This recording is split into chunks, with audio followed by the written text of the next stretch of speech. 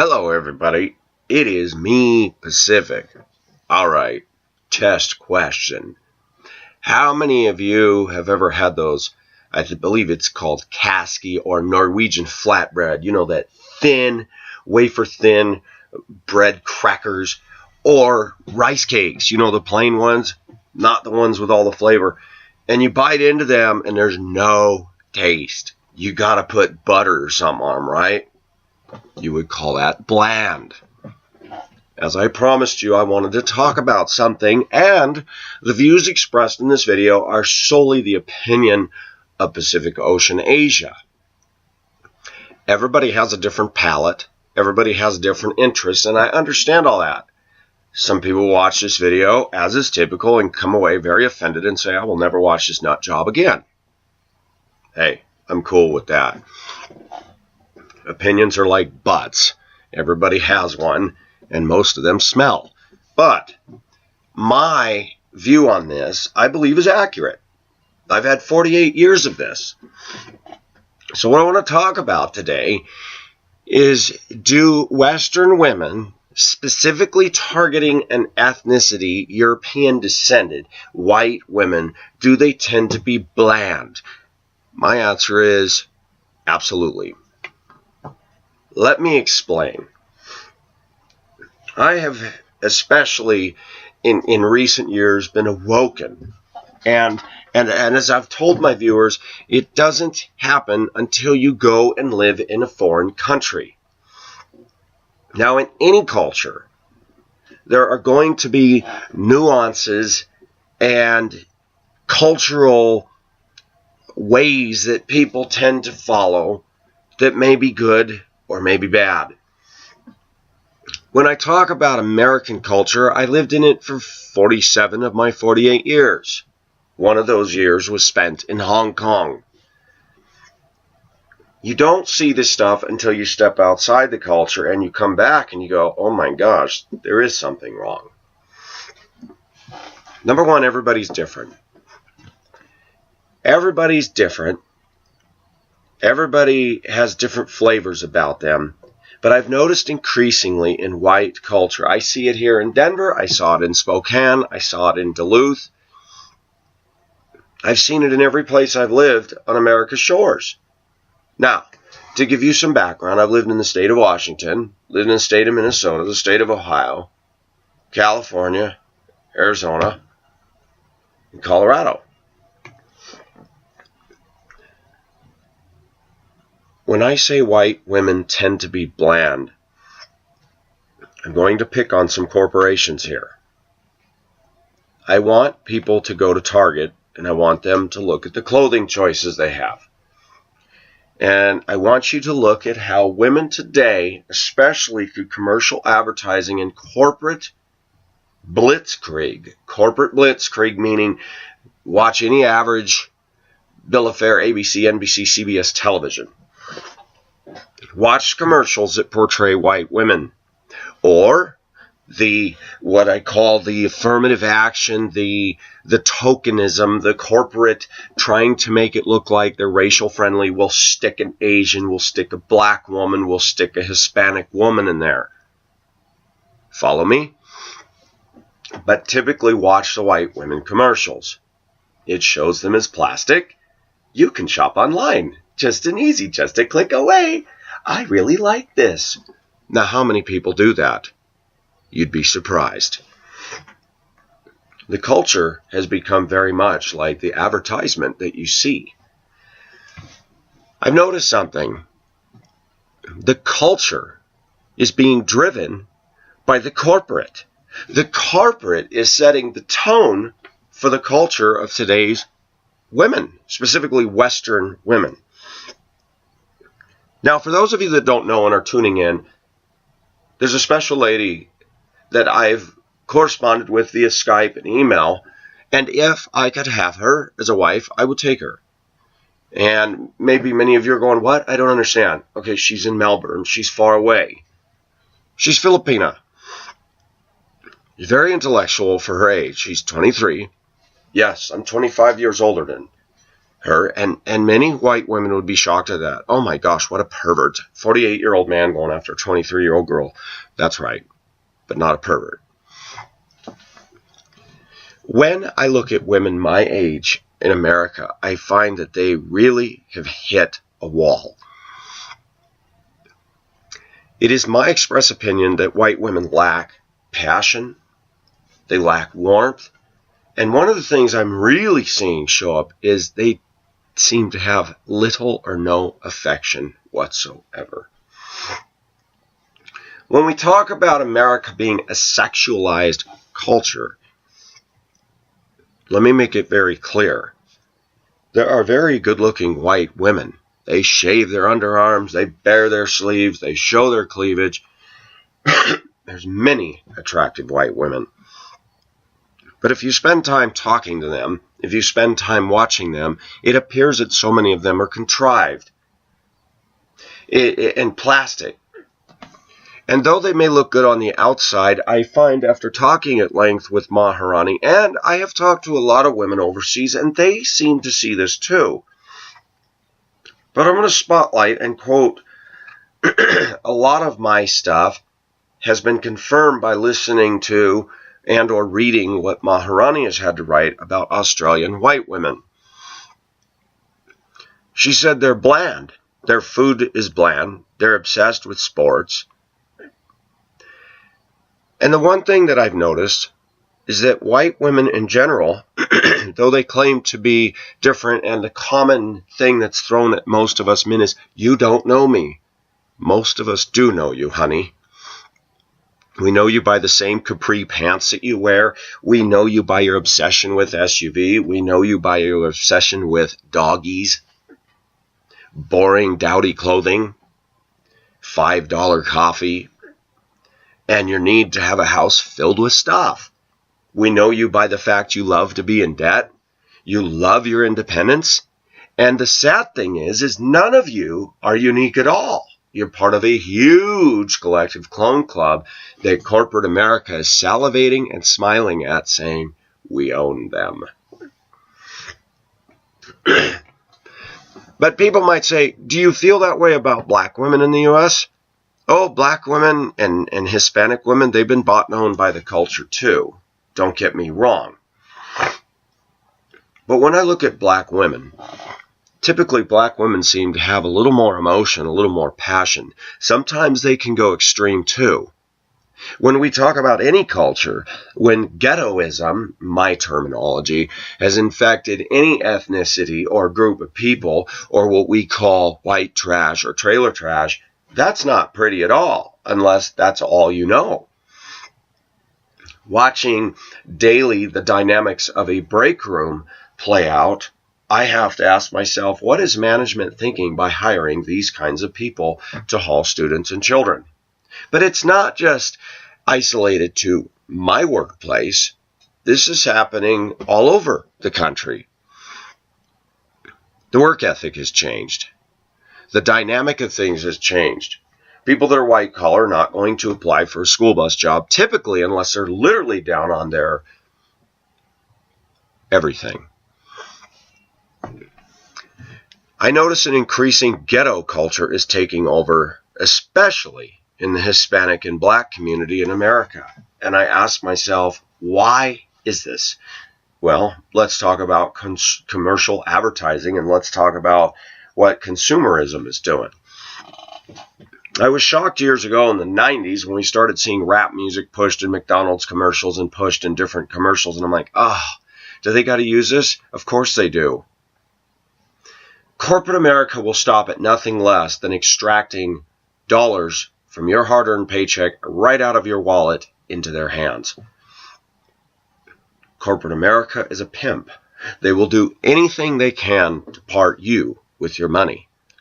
Why? Because it's a profit business. That being said, they're driving things. If you don't drive this car or wear those clothing or eat this food or drink this pop, you're a loser. The message has been caught, bought, and owned. Take the iPhones and tablets. Take the current obsession right now, and it's always been this way, we know that. Remember when the handheld video games came out? Remember when they came out with Merlin and Blip? Remember when they came out with Simon? And everybody, when I was in the 80s, we had to have that. Remember when they came out with the Ghetto Blaster? Oh gosh, got to run down to True Value and buy my first General Electric Ghetto Blaster. We've all been victims of it. We've been drawn in. We've been tempted and tantalized. And we have our own interest, and suddenly our interests have been hijacked by corporate America. Let me tell you something about car sales and truck sales. I worked for a truck dealership on the edge of Denver, Commerce City years ago. I went to my general manager and I said, man, you guys must make a lot of money off these trucks. Because I saw trucks in the lot with $109,000 price tags on them or more. Sleeper truck semis. My boss said, Pacific, we actually don't make money on the sale of the trucks. What carries the dealership is parts and service. Go find that little knob that you can't find for your radio or the control thing for your automatic windows, and you'll be aghast at the price for that.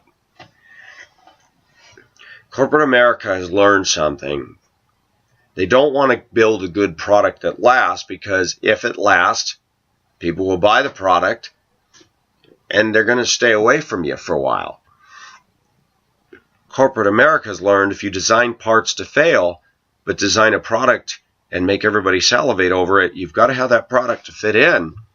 But if you've got to keep replacing parts, they're going to just sit there and run the cash cow till the cows come home.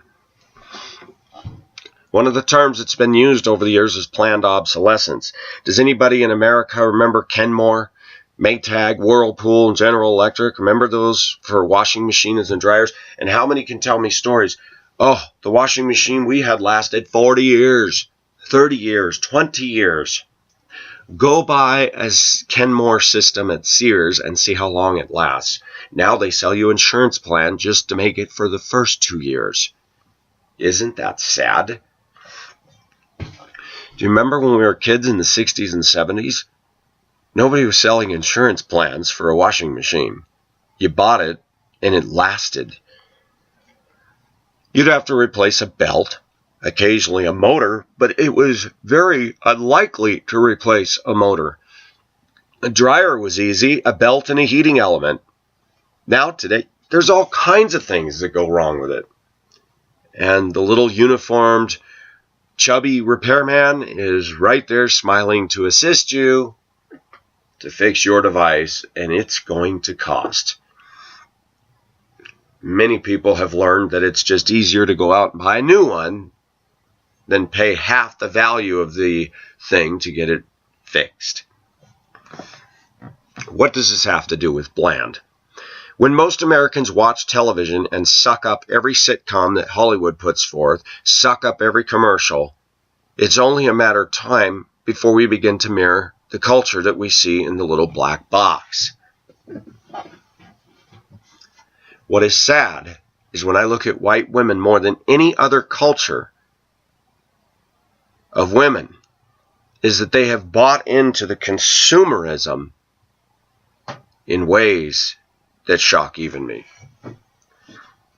Starbucks comes on the scene, they dot the American landscape, they're all over the place. Clever marketing. Pay huge money for a styrofoam cup of coffee. Then I hear people tell me, oh, I started drinking coffee at McDonald's. It's cheaper and it's just as good.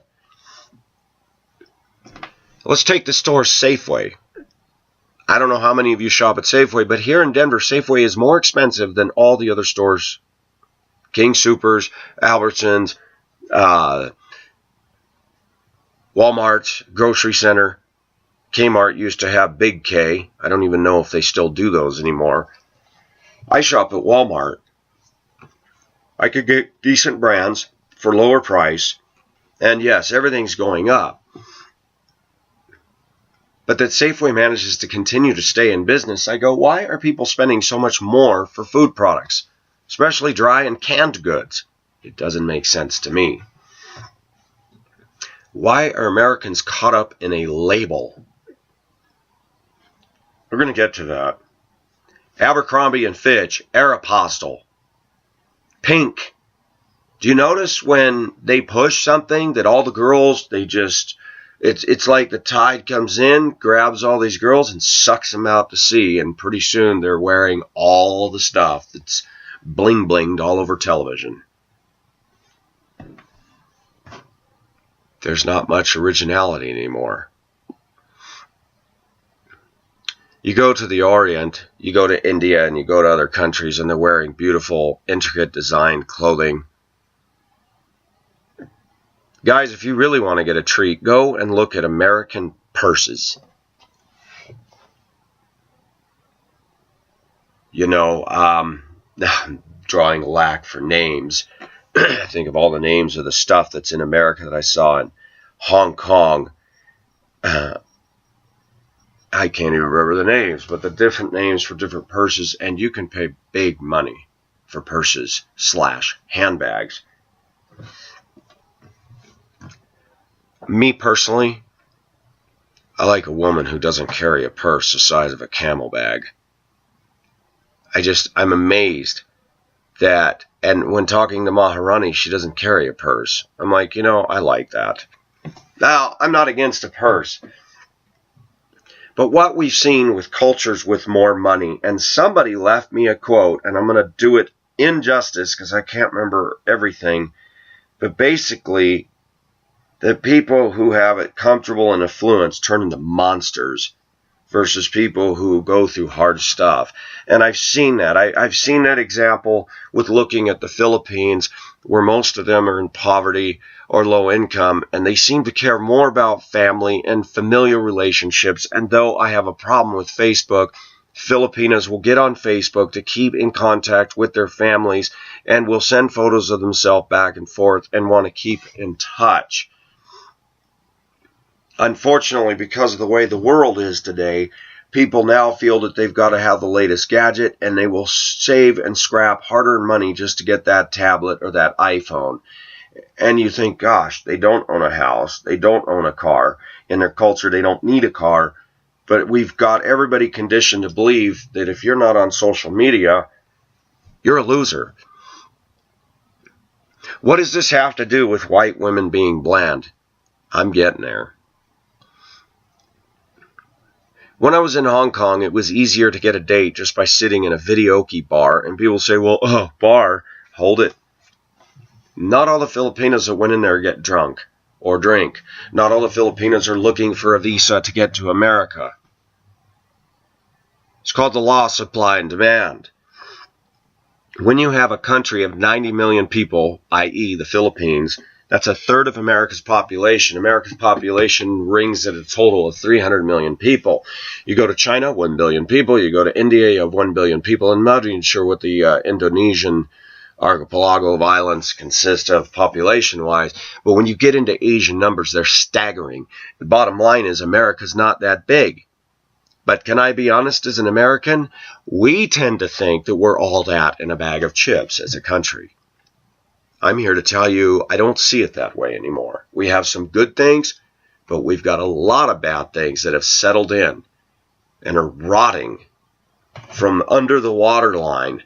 And too many Americans won't look at that, don't want to look at that, and we've been lulled to sleep by materialism and stuff. We are one of the most affluent nations in the world, and what has happened is we've taught women that passion and emotion is wrong. And yet, here's the irony. Women appear to be dead when it comes to life and vitality, but they show emotion when they drive. Trust me. And it's not the good kind. When they came out with those capri pants, I thought, those are so ugly. And the reason I state that, I remember as a kid, when you don't have a lot of money and you have a pair of jeans that have shrunk and hiked up your calf. And what did people used to say, viewers? Oh, you waiting for a flood? capri pants are a cross between shorts and pants, and somebody couldn't make up their mind. I don't mean to attack capris, but I hate them. Why? Because boring, dowdy women all wear them now. We buy our clothes at Target. Target is as bland as it gets. Anytime corporate gets involved, some of the first things to disappear when you're talking corporate is individuality, spontaneity, innovative, unique, inspiring, and passionate. Corporate America is the only entity in the world that can market a piece of cardboard and convince everybody to buy it because they have to have it. It takes a lot of discipline. It takes a journey. It takes an adventure. It takes somebody climbing out of that cardboard box, going overseas, spending time over there. But I've talked to people. I talked to a woman yesterday. Nice woman on a field trip. She said she went to China. She witnessed expensive car pull up, family get out and urinate on the side of the road. Babies get out and poop on the side of the street. Americans hear about that and go, that's disgusting, and I agree. When you have 1 billion people in a country and a lot of people in the provinces are doing that, that makes for one unsanitary place. But when Pacific was in Hong Kong, let me tell you, there were 2-inch cockroaches. You step on them, they go crunch. It's grody. When I walked through Shangwan and Siam Pum, the dry goods market at night, there were rats, fat rats with big long tails making their noises going down the streets. I saw 3 rats run in the open doorway of a building, and I just was with a gal friend, and I said, oh my gosh, that is so yucky. 3 rats just cruising right on in. Then some lady was sitting on a bench, and a rat came up and nipped her on the back of the heel, and it made the front page news of the Hong Kong Daily Standard. Why? Because it was a white woman. That's a symbol of tourism. All of a sudden, everybody's saying, we got to get rid of these. We got to change Hong Kong's image. And I said, no, hold it, stop the bus. Hong Kong is Hong Kong because it's Hong Kong. And if we start making it sterilized like every place else, it loses something. Yes, rats are a symbol of unsanitary, but I'd like to offer something else. Rats are a symbol that this is a prospering place when there's food and fish markets and juices dripping in the streets. How many of you feel the warmth shopping at a local big retail grocery store in the U.S.? How many of you feel passionate and inspired with the canned soundtrack ads and music playing and reverberating in there, and you go down aisle after aisle with 10 million choices of cereal and 10 million choices of canned beans and 10 million choices of boxed hamburger helper and rice-a-roni, and you go, this or the markets in Hong Kong with smells, even offensive smells, crowds of people, and little old ladies hunchback stove over saying, Leho, selling you their produce. I would rather, and I'm telling my viewers this, when I go through the hassle of this culture, go to the DMV to renew your license, to renew your license plate tabs, to go get the sticker, to pay $89 for a 19-year-old truck for license plate tabs, to renew your insurance. When I look at all the stuff we have to do, file your taxes, do this, do that, and let's talk about filing your taxes. I love it how the United States government has made it so the average citizen cannot do their own taxes. We have to pay somebody to prepare our taxes, which is bogus.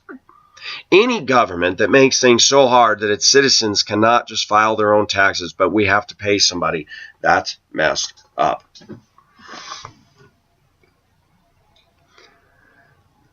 Our country makes things harder, yet I see valuable things. We have OSHA, we have workman's comp. We have rules against workplace discrimination, but Americans have learned how to get around that. I see it where I work. I see favoritism showed to loud, offensive, foul, profane women who say and do things and have been there for years that any other business corporation that I've worked for, especially office towers, hear the stuff out of some of these people that I work with, their mouth, they would be promptly fired. There would be no warnings. It would be, you know what, you're done. One of the queen bees in our place walked across the room and says, "You better shut up, boy, or I'll slap your bitch face." You say that in a corporate office tower, you're done. Does management do anything about it? Nope. The comment has gone around by many people there going, they'll never fire her. And I said, what power does she exhibit? She's not beautiful. She's not attractive inside or out. How has she managed to, with white people, Hispanic people, and black people in an organization this big, manage to escape the radar that should nail her and get her and her cronies out the door? Because Americans have learned, even in corporate settings, how to play the game and keep the people they want to keep and how to get rid of the people they don't particularly care for. It is not always about job performance, viewers. I know you're asking, but Pacific, what does this have to do with Bland? We're getting there. We're building to a crescendo. Women have told me stories of workplace favoritism among females. Women have told me stories of the way women gang up on other women in the workplace. I used to think that women had each other's backs. Oh, are you kidding? No way. If there's any woman that's got an ounce of weakness in her, those other women will sniff it out and they will turn on her like a bunch of mother hens in a hen house, pecking them to death and driving them to quit. I learned a long time ago you can do your job well. There is no protection in the United States of America if they don't like you. They'll create a file, they'll create documentation, and they will find a way to get rid of you, even if it's blatant, outright lying and manufactured garbage. I've heard story after story of this. Men and women have told me this. But let's talk about Bland. American women have been conditioned. Gotta get up in the morning and have my coffee. Oh, I'm not a morning person. A lot of American women don't even shower in the morning. They pull their wadded up hair in a mess, put a tie on it that sticks out in all directions, but because they think they're cute, they can get away with that. I watch women in Denver walk out in their sweatpants and their t-shirt, and you go, did you just roll out of bed in that as they're walking their dog? And we let them get away with that. First thing I think of is BO, stinky, sweaty, gross. I talked about this. Western women are destroying themselves and feminism is destroying Western women. Those videos continue to be watched and continue to generate lots of comments, both for and against. The problem with white women is they think they're unique and they like us to believe that you don't know me. Oh, but we do, honey. You're the cookie cutter of millions just like you. There is no uniqueness. There is no depth that you can tap into. The problem is, and Pacific's been guilty as charged of growing up in a culture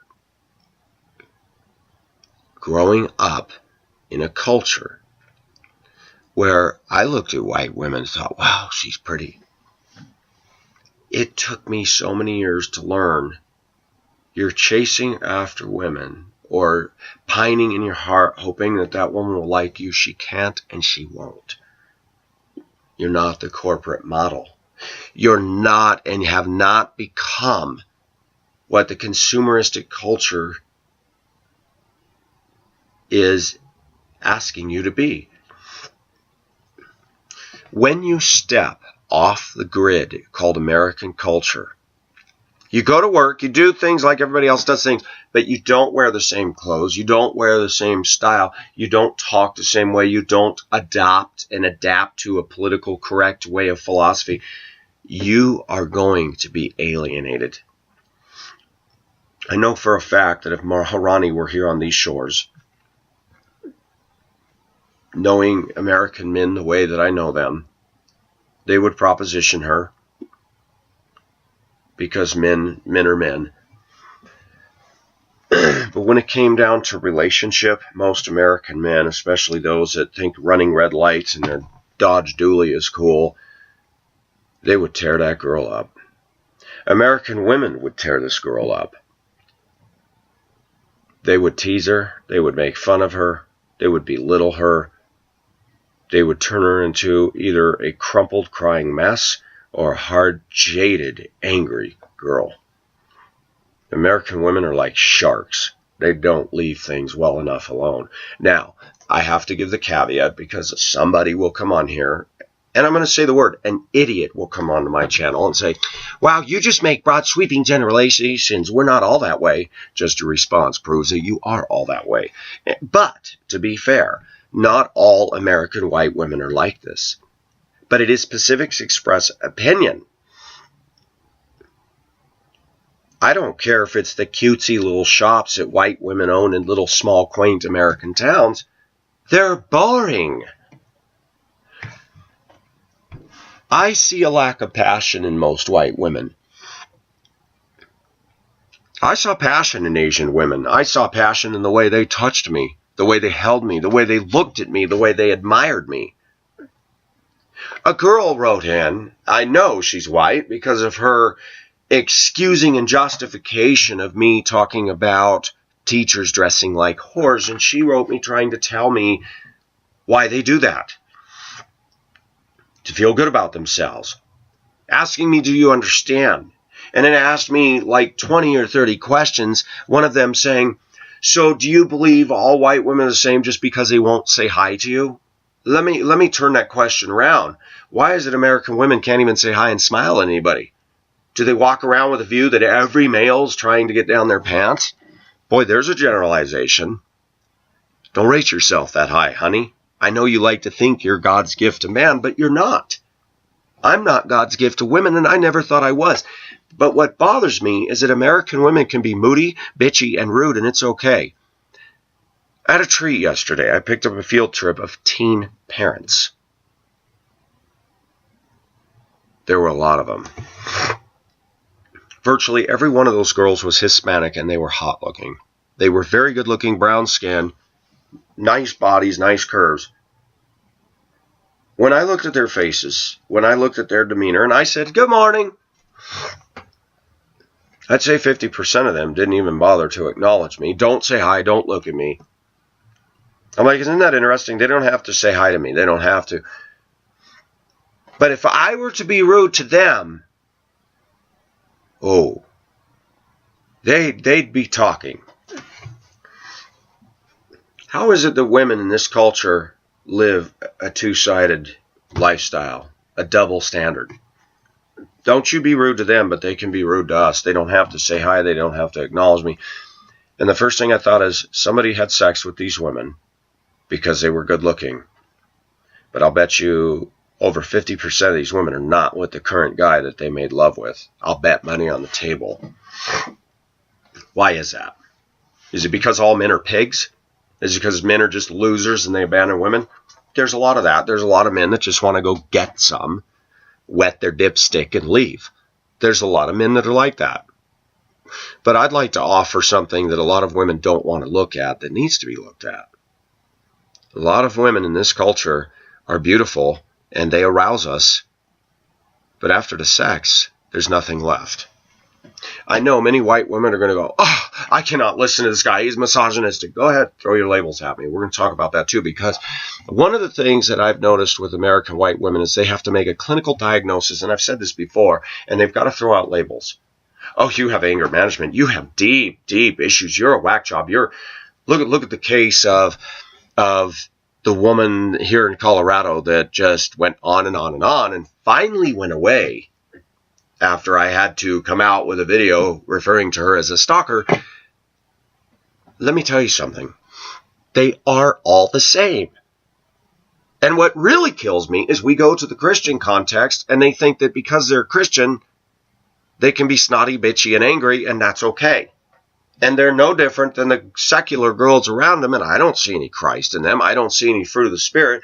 And they're so busy attacking and finding flaws in me and telling me I'm this and that, and I've admitted on this video channel that I am not the perfect example of anything. I'm just Pacific. I'm just me, fleshing out my life, my struggles, my ups, my downs, my highs, my lows, my praises, and my complaints right here. It's a different tack that I've taken on this channel that most people don't take. And the only people that are going to listen to this are people that can handle it. Most Americans can't handle truth. They don't want truth. Most Americans live their lives as ostriches. They'd rather stick their heads in the consumeristic culture sand. Don't be so negative. What we're having in America now is a huge culture clash, which is getting worse and worse because the divide is growing between the have and the have-nots, and now we see more crime proliferating. We see more people getting angry because they can't have this stuff. And I'm coming out of the middle of both of all those and saying, you know what? Why do you got to have this stuff? I'm going to say something that I've noticed personally watching in my own family.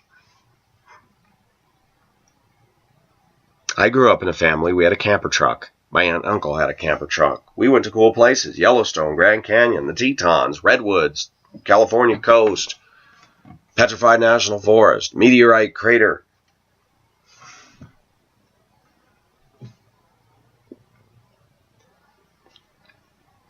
But I've watched a culture put an emphasis on degrees and college and making money to buy stuff. I've watched community evaporate. I've watched even what community does exist become boring and bland. I've watched us lose classiness.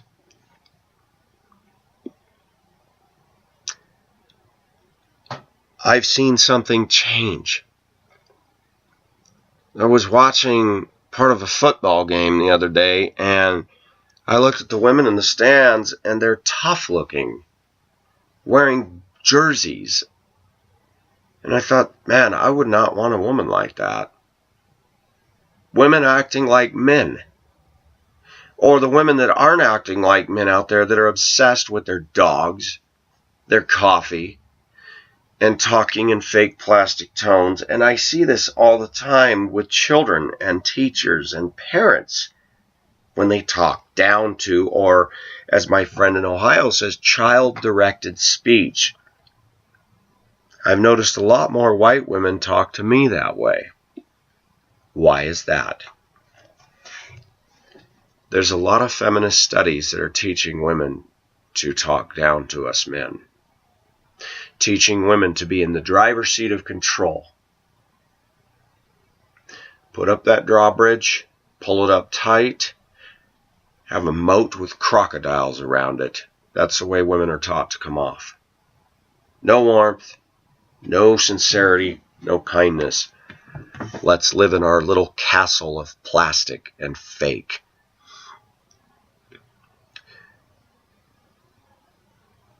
I could say objectively that would tell me that that woman's been through some hurts in life, that they've got the drawbridge up so rigidly and defensively.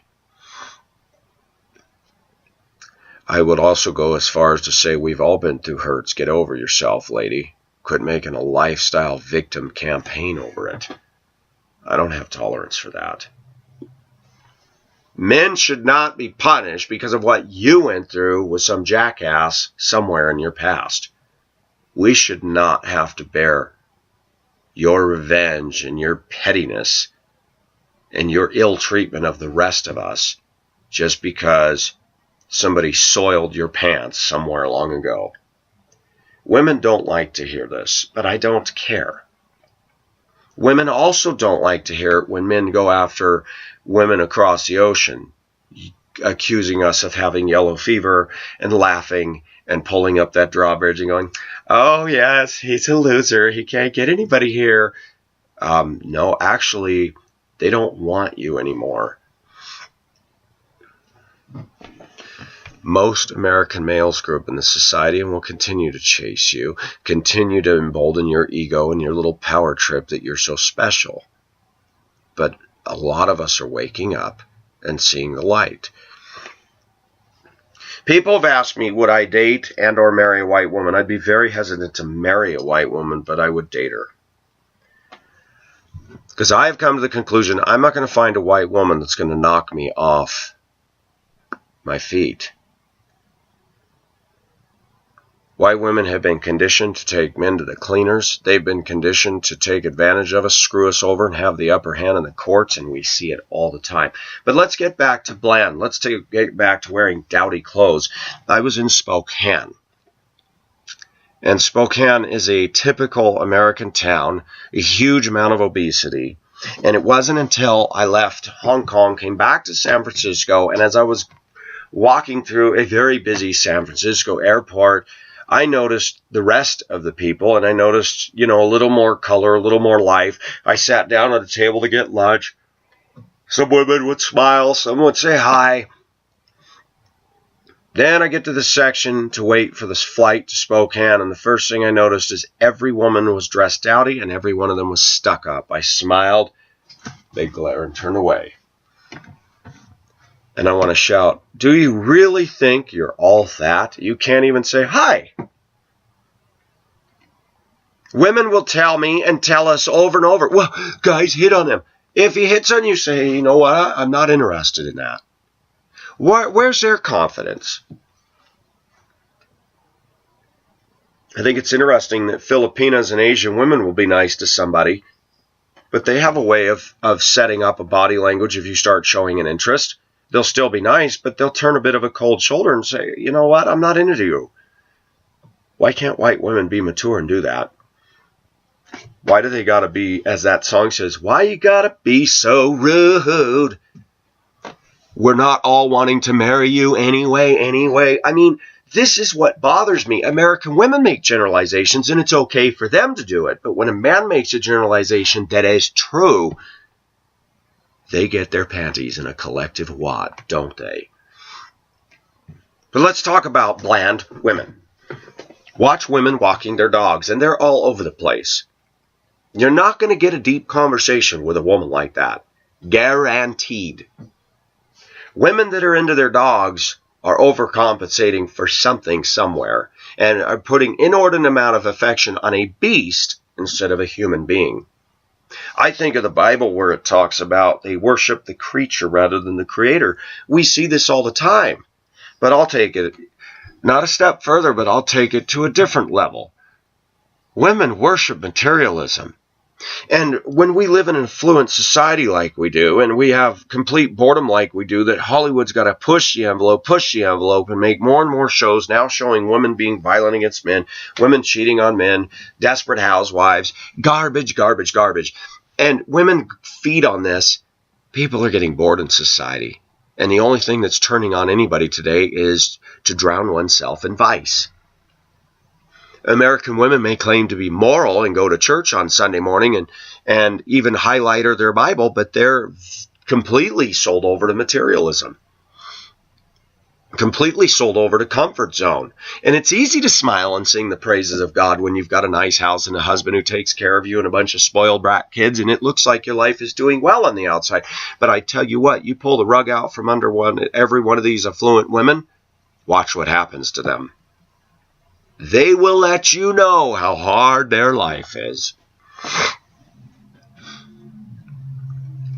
I'm sorry to be rude, but do you ever notice when a woman gets breast cancer, we all got to hear about it? How many men walk around on Sunday morning or in any venue and say, oh, I've got testicular cancer, could you please pray for me? Most men are silent about it. But that's terrible. I understand. And there are some men that talk about their problems.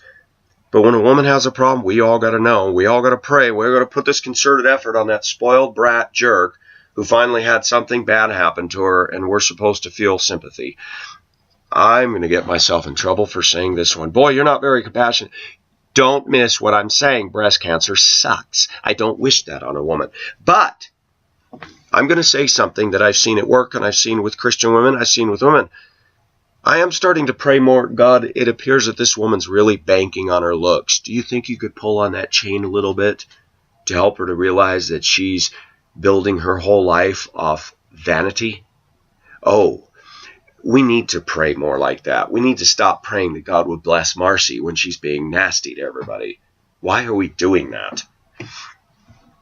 We need to pray that God would wake people up so that they could truly be more humble, warmer, passionate, caring people. I'm not going to pray for somebody to get over breast cancer if they don't learn the lesson.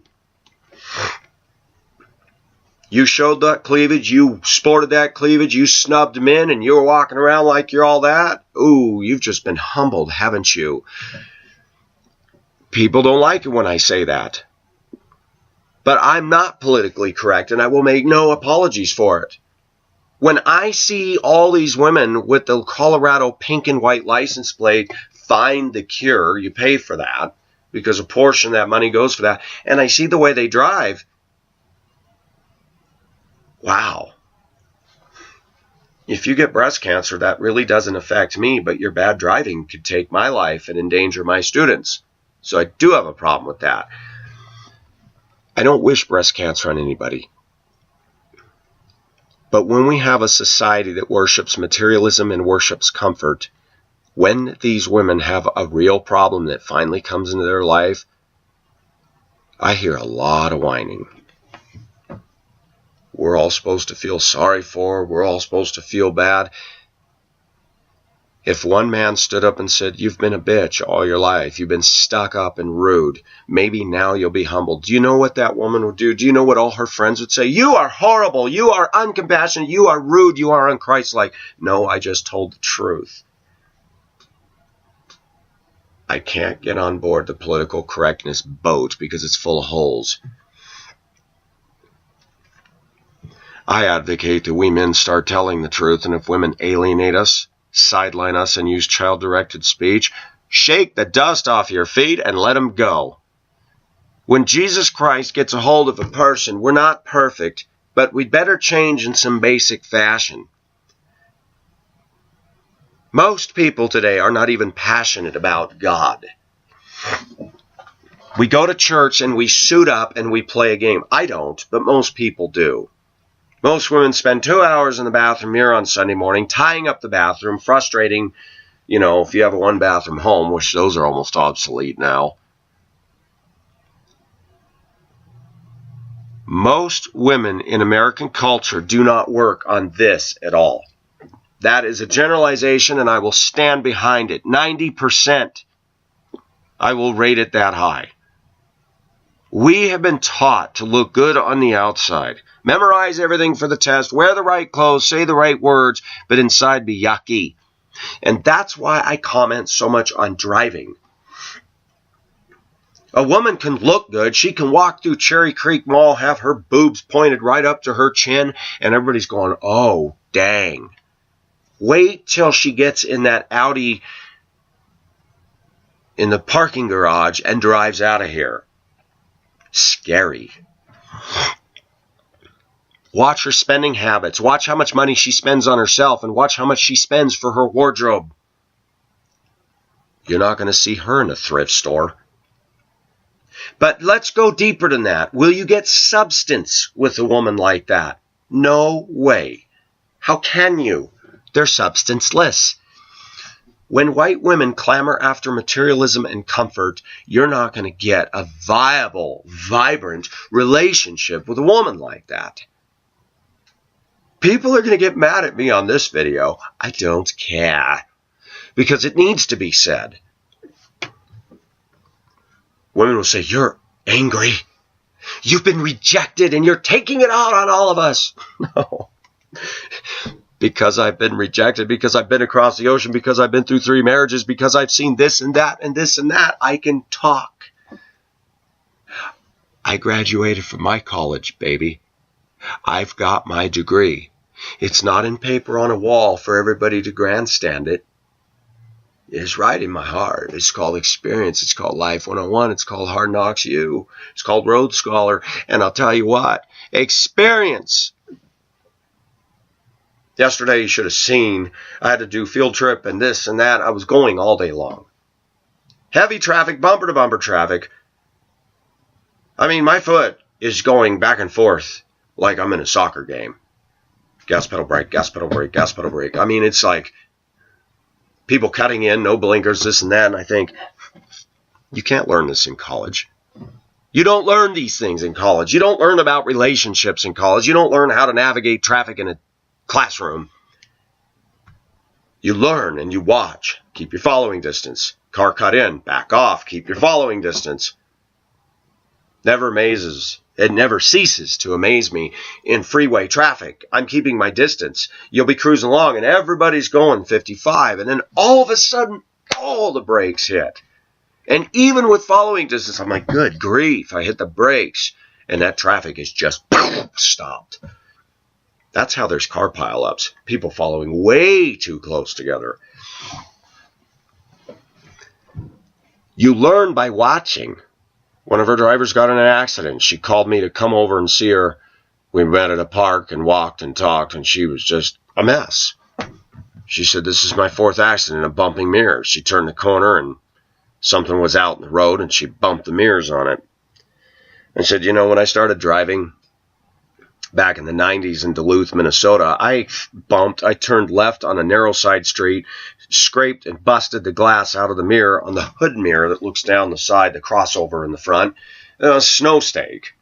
I was like, the guy that was training me was with me when I did it. He says, don't worry about it. I'll just put a new one on at the shop. They didn't fire you for stuff like that. Now you have 3 of those, you're fired. Even if they're all in the lot. And people, when they start driving a bus, are going to do that. We all have done it. You get the occasional guy, I've never had an accident in my whole life. Watch out, one's coming soon to a theater nearest you. I'm amazed every day that I'm attentive, I'm paying attention, but I'll tell you what, it is dicey out there. And it's getting worse. I can't be cautious enough. I can't be attentive enough. What does this have to do with anything? We got a nation of people that prides themselves in getting an education, and I ask over and over, what are they getting educated in?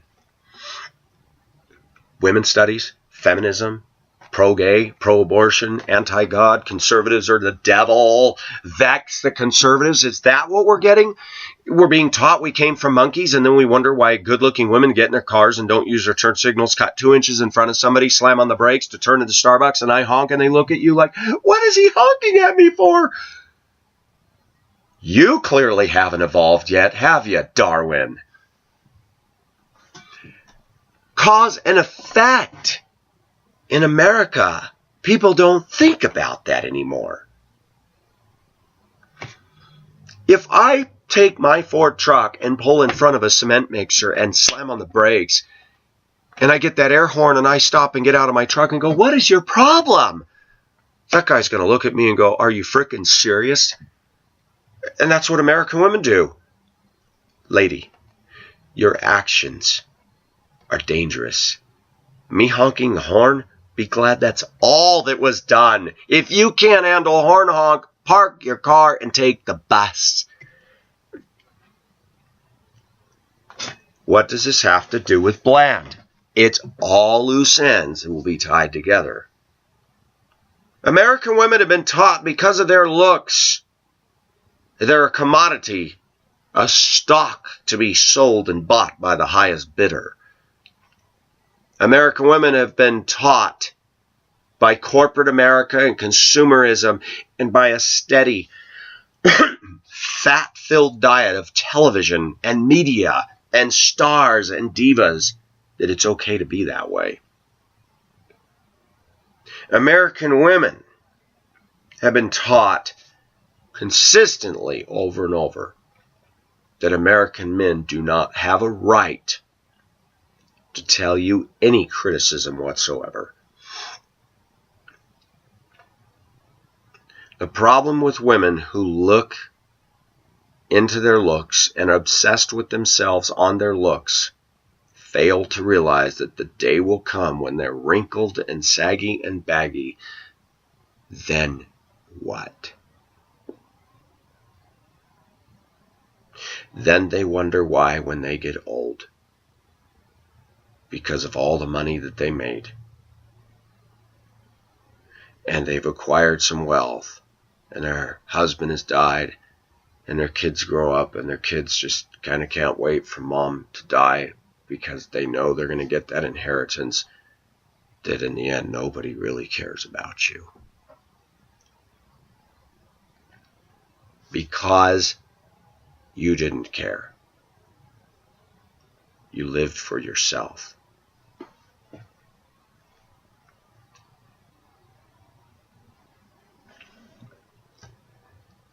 People ask me, why are you down on American women?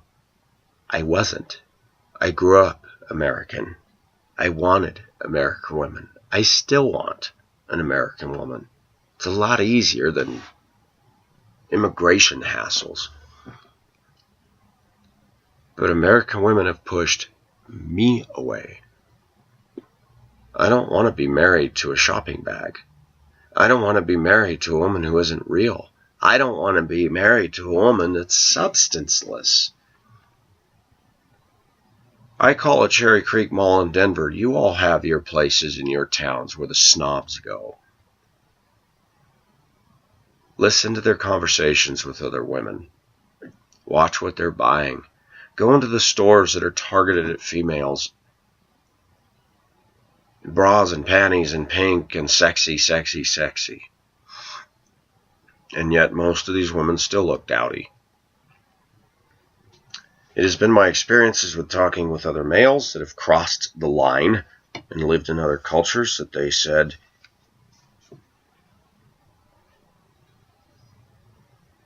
that they found exotic women to be better lovers. And truly, they learned, as they told me, I learned what the definition of making love was versus having sex. Most women in our culture have sex. They don't make love. And we turn out batch after batch, year after year, of pregnant teenagers.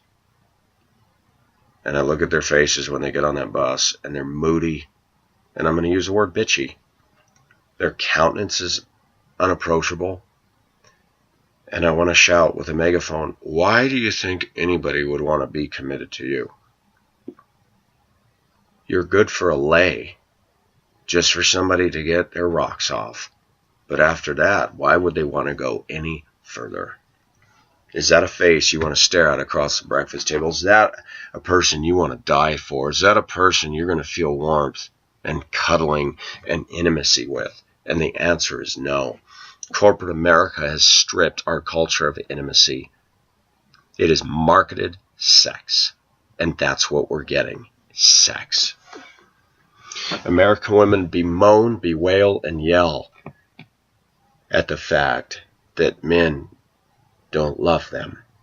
They're right, because you're unlovable.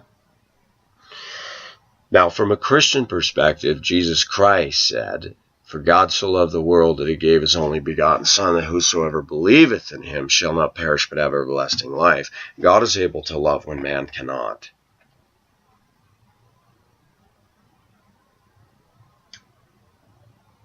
There's a moth flying around and it's banging off everything.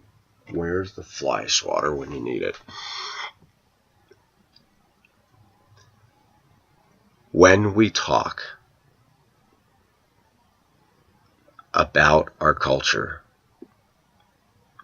we are committing a form of suicide. When women have been conditioned, bought, and owned that it's about comfort, materialism, independence, liberation, enlightenment. And I find it the saddest joke that I can't laugh at. It's pathetic. They're not enlightened at all because they don't have a knowledge of the truth. The universities, the powers that be, have remolded the American female So much so that the American female thinks that she owns it, that she is this, that she's the forefront of it all. That her viewpoints and philosophy is cutting edge. No, lady, you're just like everybody else.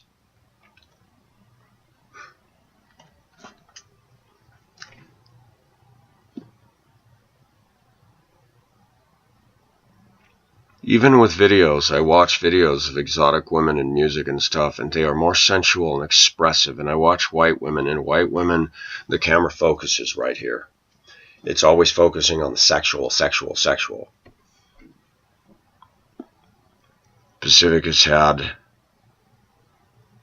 whether you agree with this or not, Pacific has had the advantage of dating and being involved with many women over the years, and I have found that white women are quite boring when it comes to making love, or what I call sex. They're not sweet. They're not warm. They're not sensual. Sexy, but not sensual. And there's a big difference. When women buy capris and boring, dowdy clothes, and then they've got an attitude, and they all react the same way. You start telling them the things I'm telling them, and watch the anger just fly out of them. Christian women, too. Cussing, calling names, complete blatant immaturity, and they will not call it that. Women have been conditioned in this culture that men are always at fault, always wrong. To say the things I'm said, they have been so conditioned that when they listen to me, the first thing, oh, you misogynistic, chauvinistic, troubled male, you need counseling. Actually, people are coming to me for counseling. I find that very ironic. I don't consider myself a counselor. People say, what should I do? What should I do? I'm going to say something that'll really step on toes. Psychologists are worthless. Psychoanalysis is a joke. Will you psychoanalyze? No, I just watch what happens and I make observations. I don't need to know Freudian concepts. And I don't need a degree above my name to give somebody some viable information they can take away that will help them if they simply apply it. Modern shrinks got people coming and going. Why? Follow the money, dummy. If a psychologist helps you the first time you come to a visit and you go to thank you and you never see him again, that's not job security. I want you to work on this, and then I want you to come back, and we'll have a session every week. I want to give people information where they can change, and I want to do it free of charge, because the truth is free. The truth cost the life of Jesus Christ on a cross, but he rose from the dead, and he triumphed over the grave. And people get mad at me when I interweave this in my videos. Oh, I agree with everything you say. Can you leave the Christianity out of it? I can't. Because we live in a spiritual world. If you choose not to believe in Christianity, I understand that. But don't ask me to separate that out of my life. If you can't stomach it, don't watch the videos. I'm not being rude. Should I then turn around and say, leave your atheism out of it? Well, I don't ever bring it into, absolutely, you believe in evolution. That's atheistic. No, it isn't. It's science. It's atheistic. It's the denial of the existence of God. Don't tell me to leave my Christianity out of it. I can turn around and say, then leave your philosophy out of it. See, the thing about truth, the more you really think on these things, you start getting more confident. You start listening to what comes out of people's mouths, and it's like, just leave Jesus out of this? Okay, well, leave your atheism out of it. I haven't talked about my atheism. You believe in evolution. You keep talking about it over and over. That's Darwin. Darwin himself admitted he had a problem with all the evil that went on in the world. C.S. Lewis had a problem with that. C.S. Lewis saw the light and got saved. And many people, many atheists, their axe to grind is all the suffering. They don't stop and look at the fact that in Genesis that Adam and Eve sinned, and we brought about a chain reaction that is going on and on to this day. We talk about a computer that's infected with a virus. Well, creation is infected with a virus. When we sinned, God said, in the day that you eat of it, You shall surely die. And in the Hebrew it says, dying thou shalt surely die. To death, spiritual and physical. We don't need to cover this ground again, because the bottom line is, I look around and we're not evolving. That's a lie. That is a huge fallacy. When I see dweebs and spackies get in their cars with their suits and ties, see the way they drive, I'm like, we're evolving? Then why are you getting ruder, inconsiderate? If there's one thing I've seen that comes from evolution, is a complete blatant disregard for the rights and feelings of others. Evolution and corporate America are hand in glove.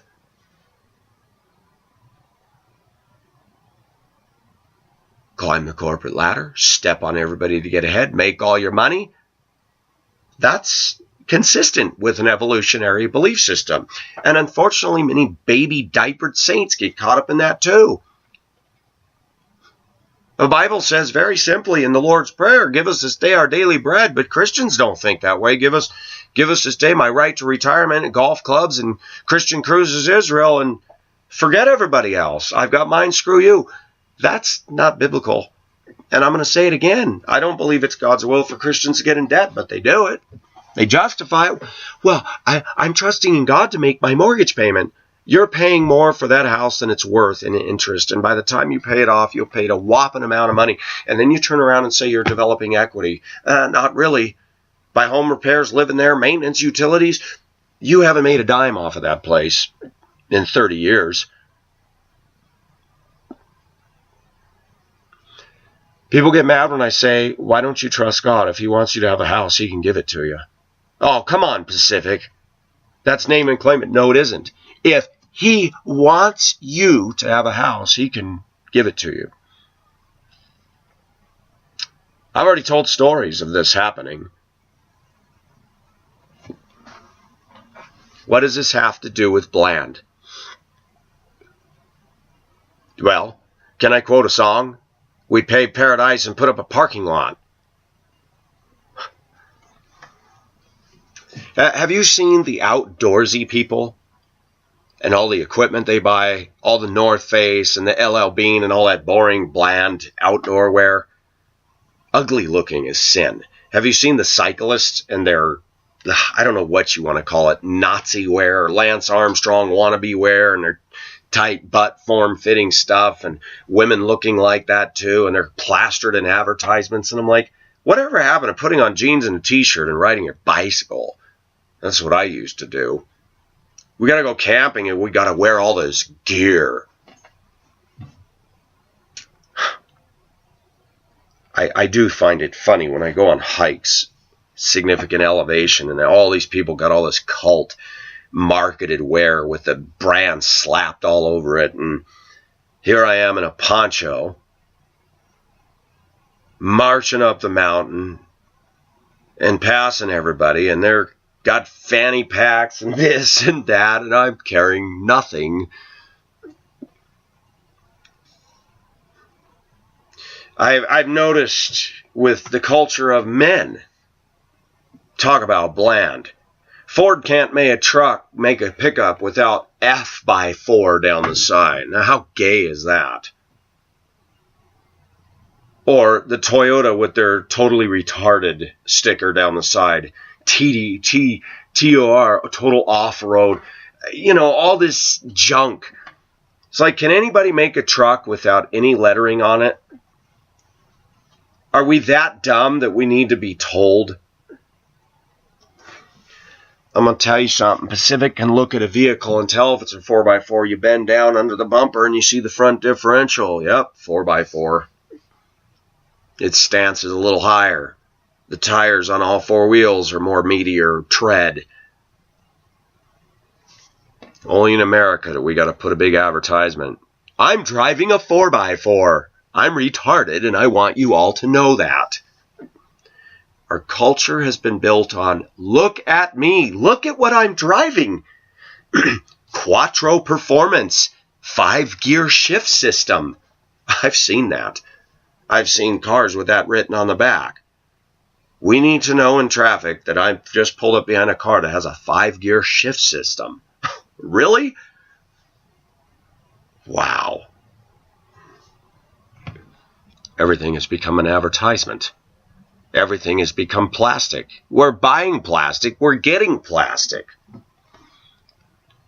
Then we wonder why when we go to church on Sunday morning we don't see a passion and infectious spirit for Jesus Christ and the things of God. We go into church, "Hi, how are you? I'm doing well." Bull crap. Sit down, stand up, sing a couple hymns, hear the sermon, yawn, go home. But Pacific's targeting on this video are white women bland. You bet.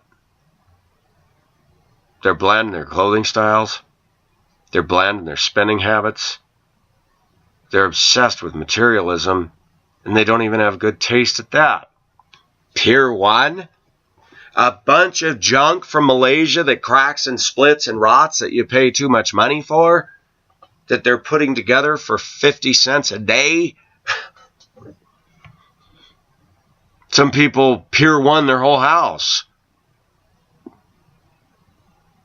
I'd go to a garage sale and find an old antique dresser with some blistering paint on it, scrape the paint off, put a stain on it, and everybody goes into my house and goes, "That's really cool looking." Yeah, it's early American junk furniture. It's just stick wood. There is no inspiration anymore. You can go to Walmart. You go to American Furniture in Colorado and buy particle board veneer furniture and spend a lot of money for it. I noticed years ago that when you walked into people's living rooms, the first thing you see when you walk in the door is the entertainment center. Damaged, bent up, dog-eared video boxes and CDs spilling off the shelves and cords snaked and running all over and beverage containers here and there and cup holders and overstuffed chairs. And you're like, this is really warm and inviting. You go into the old South and you go into old America and they used to have parlors before television. And they had chairs and it was cozy, and everything was designed to face each other. Now we all face a wall and tune out. I told you about garages. We live in a fortress mentality. In the 40s, that was kind of the end era of the front porch. Again, in the 50s and 60s, and especially 60s, 70s, car pulls in, garage door goes up, car goes in, door goes down. You don't see the person. Like a moat in a castle. Drawbridge down, car goes in, drawbridge up. You see a light in the top window go on. Oh, the Jones are home. The Jones aren't going to talk to you. I remember growing up as a kid, hearing ring ding, the little tricycle bells and the sound of those plastic big wheel tires going down the sidewalk and old scooters, you know, the one you stand on and push with your foot. Girls and boys playing in the block, in the neighborhood, the sound of children running through the sprinkler. You don't see that anymore. I mean, yeah, there was sometimes bullies and problems and neighborhood problems had to work out themselves. But do you notice when you go through a neighborhood full of kids, where are all the kids? They're all down focusing on some technological gadget, watching 10 tons of cartoons and eating junk food all day, buried away in the house. It's not safe out there anymore. Now when we go outdoors, we got to buy the entire ensemble of North Face, Eddie Bauer, LL Bean. And you're out there in the wild, and then you see these blue, ugly parka jackets, and you're like, gosh, the trees are beautiful, the scenery is beautiful, and you see all these people with all this cult wear on. But Pacific, that's good stuff. I'm not downing it. It's just that when did we shift from... I look in the Middle East and I look at people that are living in the mountains and they're not wearing any of that crap. You go down to South America and it's alpaca wool and really earthy looking stuff and cool stuff with designs. And they market that through National Geographic every year, and you can buy an alpaca wool sweater that's beautiful for $250. If you want to support an institution like National Geographic, which is constantly lying to us about the origins of everything, what does this have to do with bland? We told people they came from monkeys. We told people that a degree is more important. We told people that SUV is more important than anything else. Getting in debt is more important. Owning a house, buying stuff is more important than ethics, community, passion, sensuality. We've marketed sexuality, but we don't market sensuality. We have taken and elevated a hot-looking woman to a pedestal from which they still haven't come down. And we wonder why women are boring and bland. We made them that way, and women allowed themselves to become that way.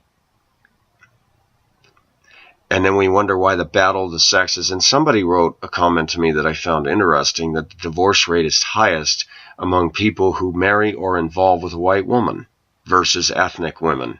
I find that interesting. I'd have to do research to find out if that's true, but it is noteworthy. I've talked about Hispanic women, and I see a ghetto culture with the Hispanics with the tattoos, piercings, rough talk, sailor talk, rude speech, and those women don't interest me either. But they've been bought and owned as well. I look at people I work with making as much as I am, and they go buy an Escalade. I'm like, who can afford an Escalade? And by the way, is it just me? But I think Cadillac Escalades are butt ugly. I don't find any inspiration in those whatsoever. They're boxy. They got a Cadillac sticker on the back. And I go, is that any better than my 19-year-old truck? You know, we got leather seats and power this and heated seats. And I go, I was at a airplane museum in Old Lowry on a field trip last year, and they had an old ambulance. It was a Dodge, and it was the Jeep-style front end, but it was a Dodge. Dodge actually made a Jeepy-looking thing. It had the military-style tires. It was a stick shift. There was no radio. There was nothing. The only electronics were the lights. I don't even know if it had a defroster in it.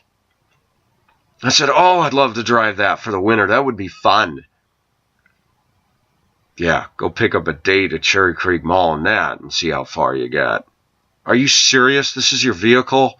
OMG. I'll tell you what, a woman who's going to love me is going to love simplicity, because I would love to have one of those stick shift, all steel, everything. Dash. We don't want a steel dash. You could hit your head and get a boo-boo. Well, maybe if you learn to drive right, you won't hit the dash, baby. I like a comedian that said that people drive bad now because there's airbags. And he was taking it quite facetiously, but he said, you know, I get in an accident, an airbag goes, and another one goes, I'm in a fun house, whee! And I laughed. I thought, but it's not funny when those things go off in your face. I don't want an airbag going off in my face.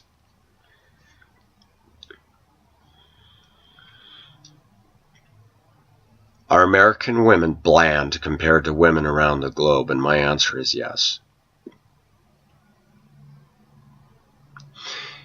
The world is changing fast. When I lived in Causeway Bay, I was with there were 3 different individuals. 2 of them were families. 1 was a single guy. So there were 4 units in the flat I was in. Mine was the biggest. I lived there for 2 months, and the first night that Beth and I were there, 2 o'clock in the morning, the 2 families that have Nepalese wives and daughters, the Nepalese women come in from their shift at work in Hong Kong and start shouting at the top of their lungs, banging and throwing cauldrons and pots around in the small kitchen, and I mean, it is deafening, and I'm like, wow. I went through a night of that, and I did not sleep well. This went on for 3 nights. I went out and tried to talk to them, and I said, you know, I'm not trying to be rude, but that is really loud. You just move in here and you're commenting already? I said, I'm paying rent in here. And I'm not paying it to you guys. I'm paying it to the Pakistani who rented this place to me, who owns the lease on this. Do you think you guys could keep it down? Your daughter's in the shower, which is right there with an accordion door. Do you guys have to shout at the top of your lungs? The guys didn't do that. The women did. Even Beth got very, very angry. These women had a temper and were atrocious. Even the first couple of days when I didn't say anything, I'd come out in the morning and say, good morning. The women wouldn't say a word to me. I was like, ooh, icy.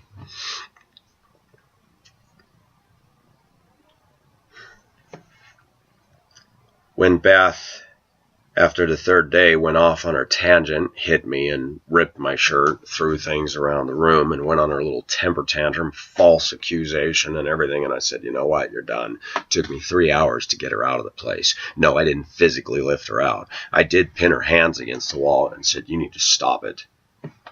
Hit me! No, I'm not going to hit you. Why do you want me? Because I want to call the Hong Kong police and get you. And I said, I am not going to hit you. 1 punch from me would take you out. You're little. I'm not going to hit you. No, I'm not a violent man. She yelled and screamed and made so much noise in the morning when all the others were asleep. She woke every single one of them up. I said, you are waking up everybody. I don't care. Slamming and banging the doors. I was like, wow. 2 days later, one of the guys came up to me and said, you know, you guys made an awful lot of noise and woke every one of us up. I said, I didn't make a sound. She did. Yeah, I know. What was that? I said, do you see her here anymore? I thought she's your wife. I said, not anymore.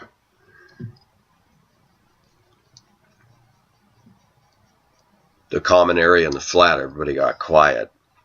And yes, when I started dating somebody and brought somebody over, all those women suddenly got quieter. One day I'm coming up the stairs and the meanest of the bunch come down the stairs and I saw her, and because I saw that she was never friendly, I came up the stairs and all of a sudden she goes, hi. What? She said hi to me. Hi. And she looked at me with sad eyes. She goes, yeah, my daughter go back to Nepal today. I'm sad.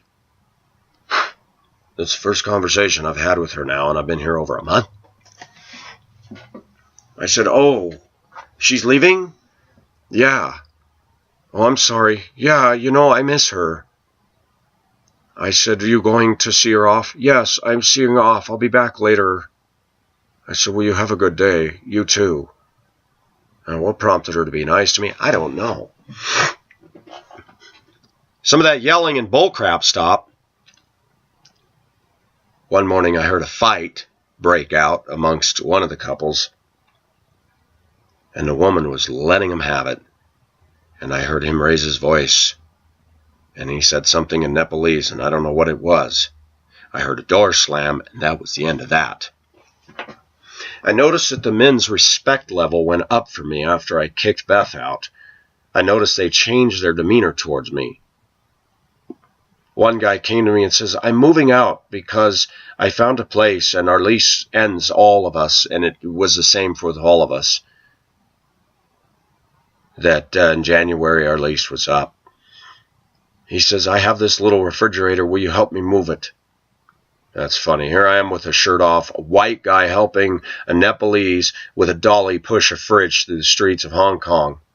In the U.S., that would be considered strange, but not there. The only thing that was strange were the Chinese looking, what is this, an American with a Nepalese? What? You know, they couldn't make sense of that because they don't see Americans doing that. He even paid me a little for that. I said, you don't need to pay me for that. The Nepalese guys would talk to the gals that I would bring over, the friends. We'd make lunch, and they'd come in the kitchen and talk, and I thought, wow, Everybody's getting friendly. They're respectful towards the woman I was with. And it didn't take me long to figure out what had happened. They heard Beth yelling and screaming. They heard her carrying on. But the next day they didn't hear a sound. And then it dawned on them he's not coming in here with her anymore.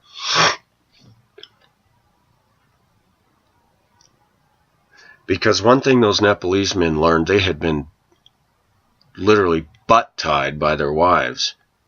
And they saw my example, and they finally said, we're not going to put up with this either. Those women were in a bad position. Because they could say, out, and it's over. I noticed that my treatment and dealing with the problem caused more peace in the flat I lived in because the message was sent loud and clear.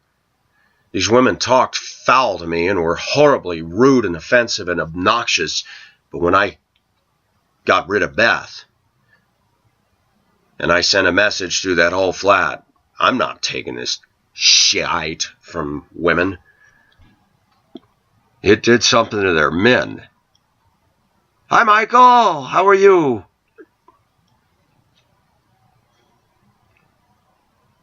The women did not talk to the woman, when I brought Luna or Marlene and others over. They didn't talk to them at all. In fact, they got very quiet. And I felt more of a boldness to go right in that kitchen and start preparing our food, whether they were in there or not. I'm sorry. There's a book by Eldridge called Wild at Heart. And it says sometimes a man needs to roar. And I agree with the premises in that book. It talked about how most of the Sunday school, most church activities are dominated by women. Where are the men? Sometimes a man needs to turn around to his wife and literally, when I say this, don't take this wrong, but let her have it. No, not hitting her, not verbal abuse, but say, you know what, woman? Be quiet. You're out of line.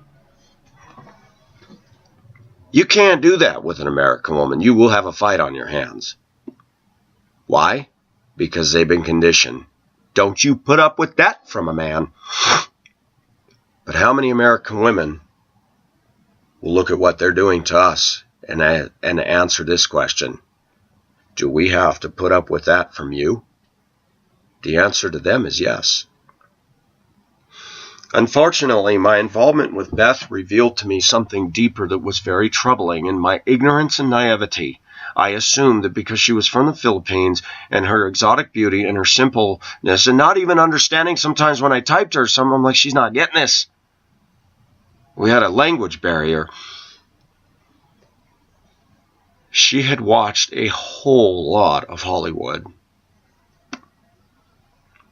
And it was told to me by several people from around the Philippines, from Manila to Baguio to Cebu to Bohol, that Iloilo women tend to be more feministic, more combative, more argumentative with their husbands than Filipinas in other provinces. And I said, why? We don't know.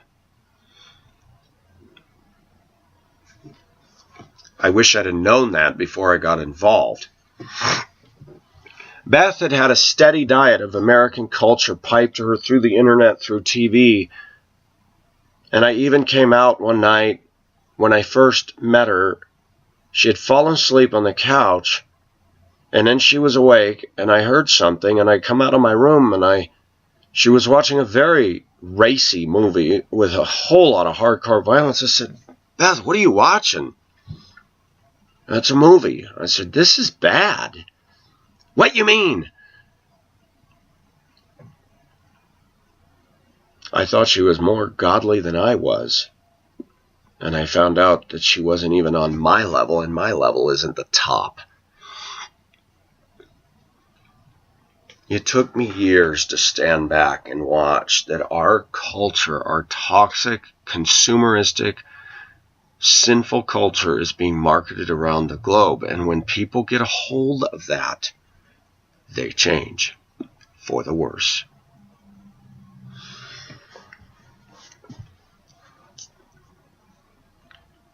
Maharani does not like a lot of our culture, and she's been very, very diligent in protecting herself against some of this stuff. But because of the internet, because of the forcefulness of public education, they're forcing people to do things that years ago they never would have gotten away with.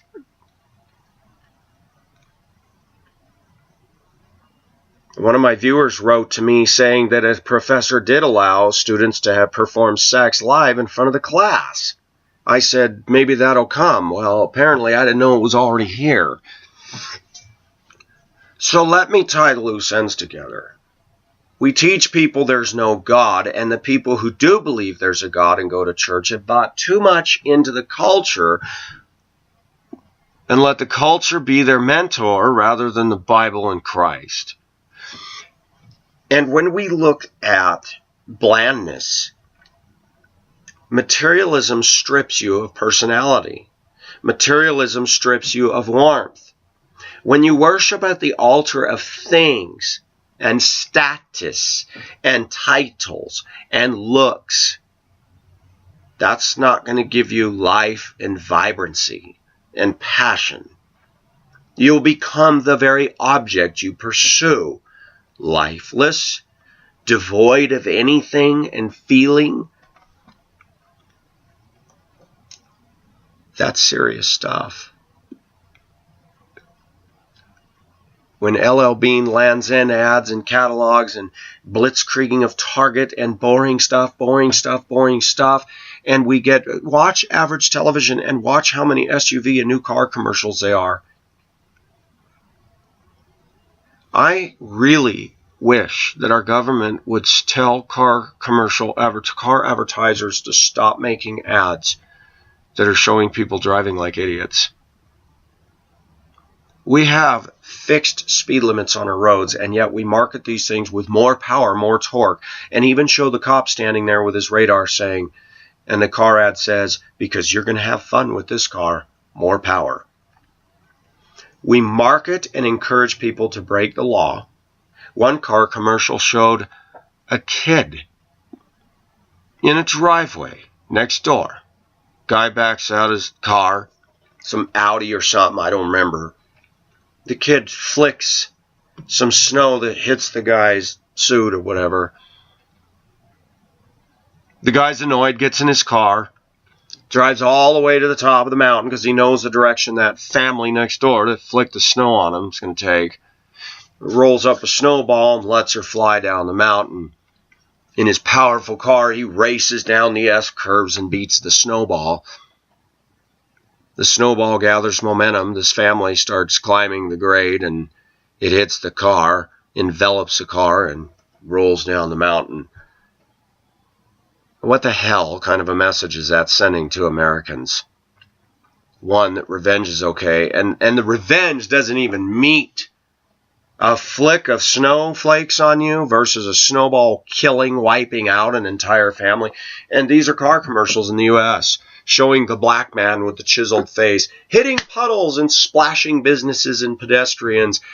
And the commercial says, you're in control. And then we wonder why people drive like idiots. Car commercials that flaunt the laws, flaunt the traffic laws. Where's the watchdog groups on that? And then car commercial after car commercial. We wonder why there's no passion and warmth. Listen to the car commercial. We can finance you. Anybody, everybody approved. Get into your new car. Don't be a loser. Don't drive that lemon. You want to get that date, don't you? Well, you need to get rid of that. And then they show him in an AMC Gremlin with afro hair. The culture used to market to those guys, too. The culture used to sell the AMC Gremlin. The culture used to cater to the Afro crowd. Now they make fun of it. When are we going to learn that corporate America is not our friend and they're not a tried, trusted standard to follow? What they praise today and push today will be ridiculed tomorrow and called loser. Wait a minute, I didn't do that right. Loser. I have UCam on this. That's why the video is longer. Sorry, I'm going to torment my viewers with longer videos from time to time. Blandness has come because we've been stripped of ourselves. And yet, ironically, women are obsessed with themselves. And yet they're all buying the same stuff, all getting caught up in the same thing. Then some of us go overseas and you see India women and women from other cultures that wear their colorful, handmade, beautiful, quality stuff. And we listen to the differences in their speech and their diction and their dialect. And you go, oh, it's different. I like it. We've made a cookie cutter culture out of our women. Where our women are manufactured. They're plastic. I saw a woman, I kid you not, at a cross-country team. Bumper-to-bumper traffic. I don't know what was going on yesterday. Every road, every highway was bumper-to-bumper stopped. I'm like, come on. Accidents everywhere, tying up everything. There's a woman who's not even my age. I suffer from too many wrinkles. I need help. I need Botox. Panhandler. I looked over at her, and because I'm on a bus, I'm just like, really? The kids in the back start pointing, and the hands go out the window, and the teacher says, hey, quit it.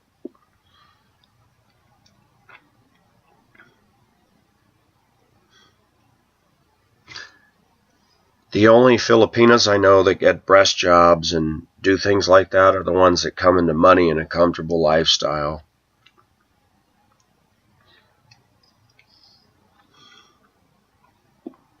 I find that even us in this culture have become very guilty that I've been marketed to accept a certain image. That if a woman in another culture has hair under her arms, we go, ew. And we will judge and write that person off over some hair. And surprisingly, as I grow older, when I was in Hong Kong, I saw some drop-dead gorgeous Indonesian women.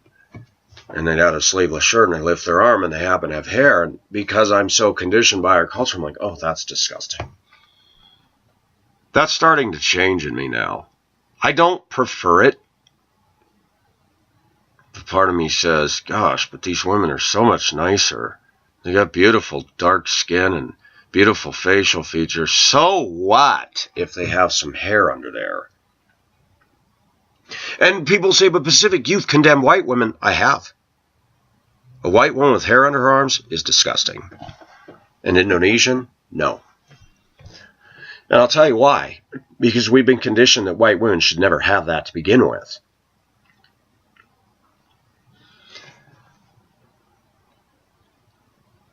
The other part of that factor, too, is because white women are not beautiful on the inside as a rule. Not all, but most. They haven't. Our culture has not taught us to work on this. The heartbeat of today's American woman doesn't beat with passion. There's no incentive to connect, stay, and be involved in an intimate, vibrant relational level with a woman like that. A woman who's talking about, we got to get the dog food, we got to board the dog in the kennel, and, oh, we got to get that new bike rack for the SUV. I don't want to be with a woman like that. I want to be with a woman who talks about the deeper stuff of life and isn't spending 20 minutes digging to the bottom of her Camelbag purse to find something. I want to be with a woman who doesn't want to, for an activity for the day, walk to a mall. And I've done it. I've done it with my Filipina friend, but it's ridiculous. Mall culture sucks. You will not get substance out of a mall rat. That's like trying to find any redeeming quality about a rat. You can't. Rats are rats. Mall rats, people, women who are obsessed with shopping, they're one-dimensional. And people get mad at me for saying these things. I don't care. They'll go, this is a rant. It is. It's my forum. It's my pulpit. I'm going to send it and grab the sides of it and talk. Because somebody's going to connect with this and somebody's going to go, this is bang on. Viewers, when we get excited about stuff, we lose personality. When we lose personality, we become bland. When we become bland, we become cookie cutter. When we've been marketed to, as heavily as Americans are marketed to in this consumeristic, obsessive OCD culture, where now, when I was a kid, it was not in vogue to get into debt. But with the advent of credit cards, I find that more women are in debt than a lot of men. Interesting shift.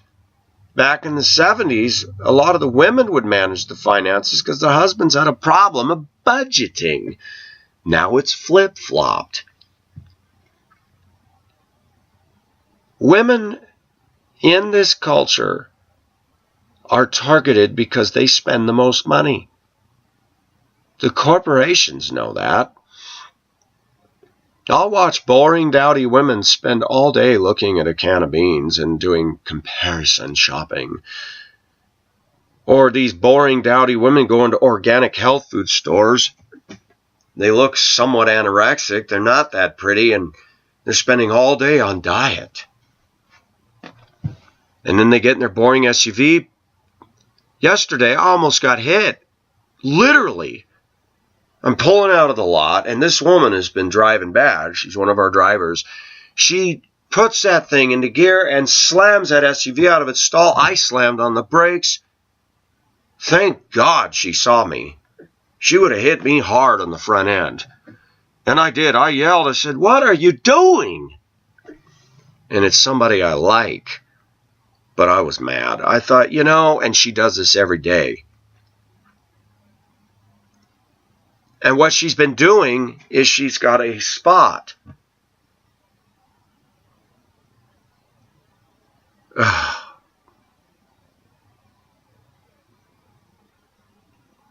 don't want to touch that right now. An update thing came up, but we're not going to do anything. I'm going to click that off there. When she backs out, she'll slam it out, back halfway out, and then stop, get out of the car, and put a cone in her place so that nobody will steal it in the morning. Those of us that have perfect attendance get a parking spot with a number. It's numbered, stenciled on the asphalt. This is what our culture has become. I listened to a woman the other day saying, yeah, somebody keeps parking in my parking space. I said, do you notice where I park? I got a parking space this year, and I gave it to another girl. They said, why? I said, why do I want to park closer to the doors where everybody's doors hitting everybody's cars, and I'm in the back of the lot. I get my same spot every day because my route starts early, and nobody takes it because my truck is in it all day long. I don't leave unless I run errands, and I pick the time to run my errands when everybody's gone so that when I come back, my spot is there. My spot is not numbered. It's open. They said, you got the coveted employee parking spot. I said, I don't want to be up there. I don't want to fight that battle. Nobody fights to park where I park. The only time they fight is when there's nothing left. And if it's open, they'll take it. Our culture is bland. When I see people, even men and women now, women are doing it too. They're as aggressive as men. In fact, in some cases, more so. I talked to a driver the other day. I said, have you noticed when you get on the freeway or you got to get over, who lets you in out of the sections? He says, men, every time. I said, the women won't. He says, no, 5, 6 cars, my blinker's going, they'll pull up, and then they'll pull up alongside of me, blocking me. Yesterday that happened. I was trying to move over in the lane. The freeway just shut down. So I signaled, did appropriate thing. Cars keep coming, and they're not speeding. They're going 5 miles or 2 miles an hour. Finally, I aggressively jerked just partially over the white line. Well, then the SUV stopped behind me. I waved, thank you, and I jumped in. It seems that the only way you can get in is if it looks like you're going to hit somebody. And I didn't come close to her at all. It's sad when people can't be kind. And women are the worst for manners. In any given setting, on the school bus, teen moms, these are women that are going to have babies. Moody looking, biatchy looking, unfriendly, don't say thank you. Several of them dropped their trash and crumbs and chips all over the floor, and I thought, these are moms. These are teenage moms that are going to pass the baton of the same garbage behavior right on down the line. I watch men and women racing to get one car length ahead of somebody, hauling butt past me and slamming on the brakes at the red light. I'm tempted to buy one of those bullhorns that can be recharged. Say, congratulations, you beat everybody to the red light. Do you feel good now? And you know what you'd get? Nee, nee, nee, nee, nee, nee. Bland culture. People are bored. People have no life. And the biggest thrill, the biggest thing people live for is cutting off people in traffic and zooming around in their debt-laden SUV and holding their $5 Starbucks. A friend of mine in Ohio said, what do you think about these women driving with their poochie on their lap or in the bed of the truck? I said, it's stupid and it should be illegal and ticketed. I'm seeing more and more women in high-powered, high-expensive SUVs with a dog in the passenger seat. Where are the animal rights people on that? How come the dog isn't restrained? She slams on the brakes, that dog's going to go through the windshield. Or if it's hanging out the side window, it'll be out in the street, run over by 10,000 cars in rush hour traffic.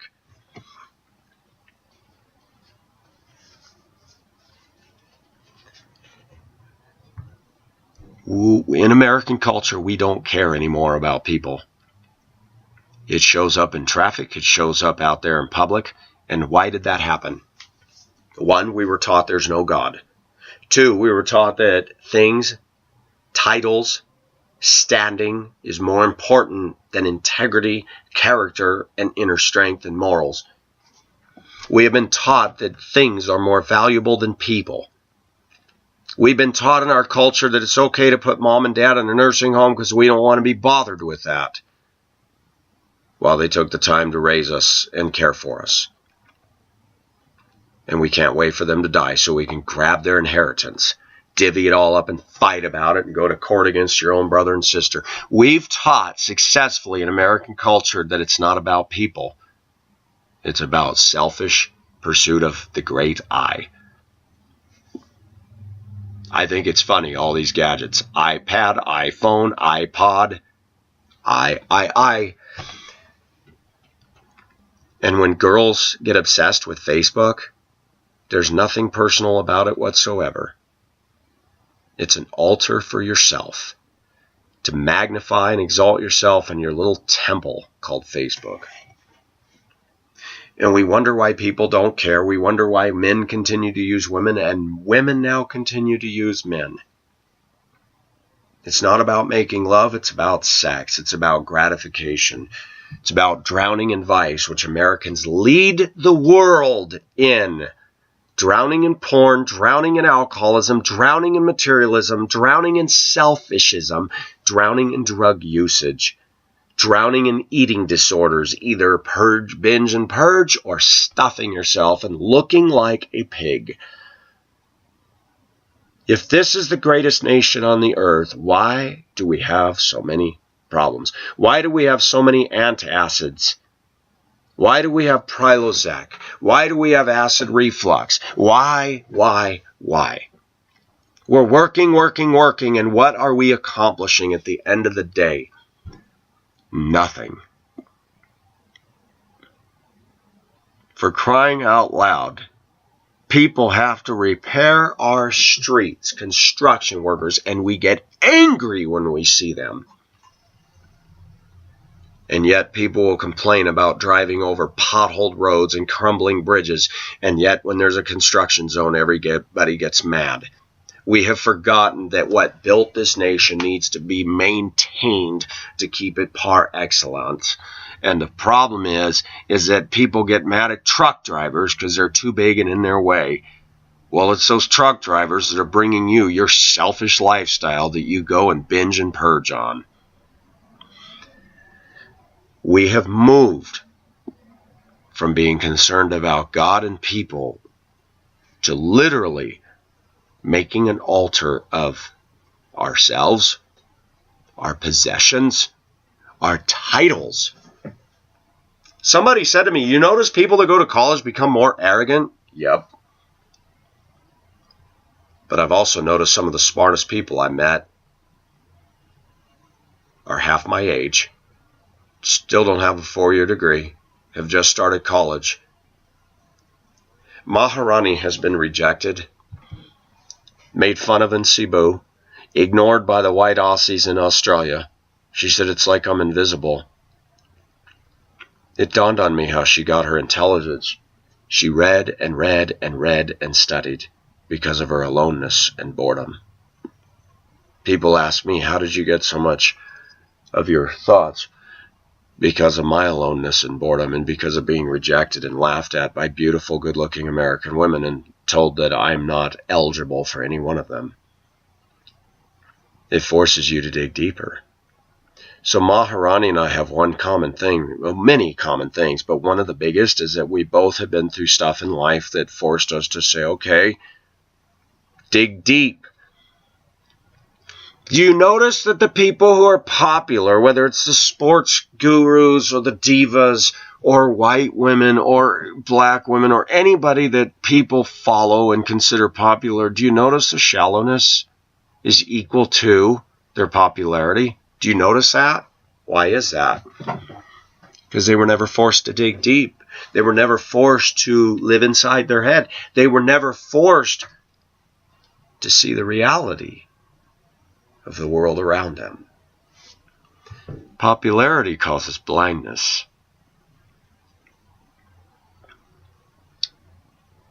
Women have been conditioned by women's studies in colleges, universities, schools, and the workplace that men are pigs, that men can't quite do things quite as right as women. It's called the backlash.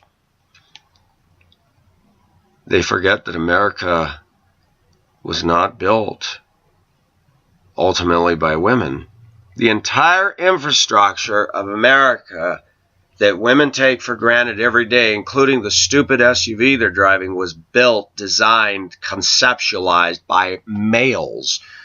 That men put up traffic lights and walk signs and crosswalks and roadways and sewer systems and septic systems and energy systems and the conduit that carries electricity and phone lines. And it was men who designed cellular and designed the mobile phone and designed the iPod, iPad, all that. And the thing that blows me away is when women say we don't need a man, I have to laugh and say, if only I could push the button on our society that vaporizes everything man created and said, you're right. Let's take you back to the primitive day. Because if you don't need a man, I want to see you make a covered wagon because you won't have an SUV anymore. Make a wheel and make a leaf spring so that when that wagon hits bumps, it doesn't go jar, but it's got some shock absorber. Design that, ladies. The only thing that American women are contributing to the American landscape, in my honest estimation and opinion and observation, is complete collateral damage. They tease us and tempt us with their looks and tempt us to get involved with them and then end up biting us and stinging us and Black Widow spidering us in the end. Sue us in the courts, get us all kinds of things. We live in a culture of bland, and it's getting worse. When I was married to my wife, I used to think some LL Bean stuff was cute, but they marketed, they showed this nice old Maine front porch or, the hardwood floors, and you go like, all of this is just imaging. an LL Bean edition Subaru, an Eddie Bauer limited edition Explorer. Wow, it says Eddie Bauer on the side.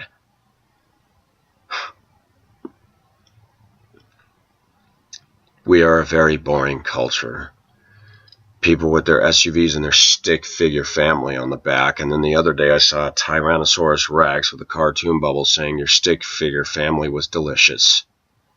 And there's little pieces all over the ground. People wearing their philosophy on their back bumper. Whether it's gay pride or they're evolutionistic or they're Christian stuff. And I go, yeah, bumper sticker philosophies. But it doesn't really make you a better person, does it?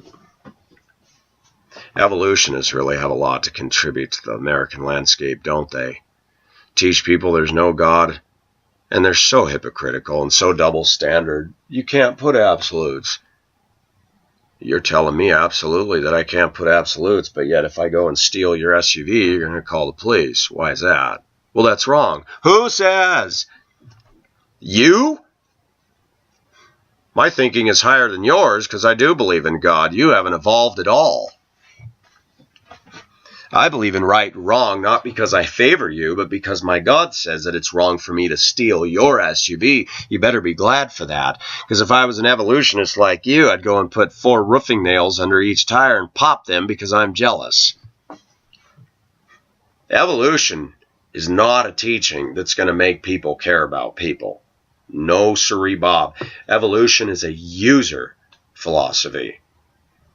Only use people and things to get where you need to get. Climb all over everybody if you have to. That's the teaching of evolution. The survival of the fittest. Hello? I won't argue with evolutionists. It is a waste of time because the information that they rely on is smoke and mirrors and rhetoric and no substantiated fact whatsoever. That God be true and every man be a liar is stated clearly in Scripture. That watching what is happening to American culture is proof positive of the curse in the Garden of Eden that we are going down. We may have technological gadgets. We may have degrees and this and that, but it doesn't mean we're educated. Doesn't mean we have wisdom. Does not mean we're evolving and getting better at all. On the contrary, we are getting worse. Manners have taken a back seat to selfishism and selfish pursuit. Materialism has replaced love for people and love for God. Pet worship.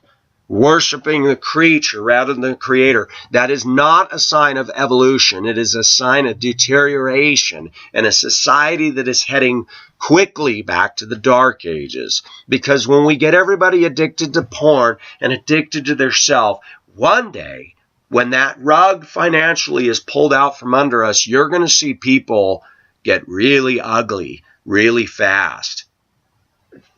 The more comfortable people are the ones getting breast implants, Botox, detox, and you whatever ox you want to call it. And the thing is,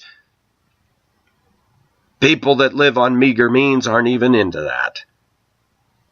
I have had more generosity from a woman that lives poor or in a trailer park than I've ever had from people who have a nice lifestyle. I have felt more compassion and more home-cooked meal and more love in a family that has less than one who has more. Because in America, women make their houses a museum, not a place you can put your feet on the coffee table, lean back, and feel like it's home. Yes, I believe white women are very bland. You got to put a whole lot of butter or oleo spread on that cracker to make it taste any good, and it's just not worth it. When I can talk to Maharani for hours since February and not get tired or bored of her, that's a woman.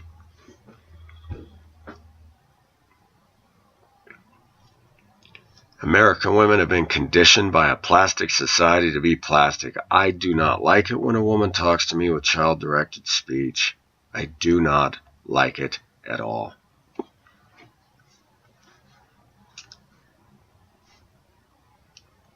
Now, people would want to ask me, but Pacific, do you feel that black women are better?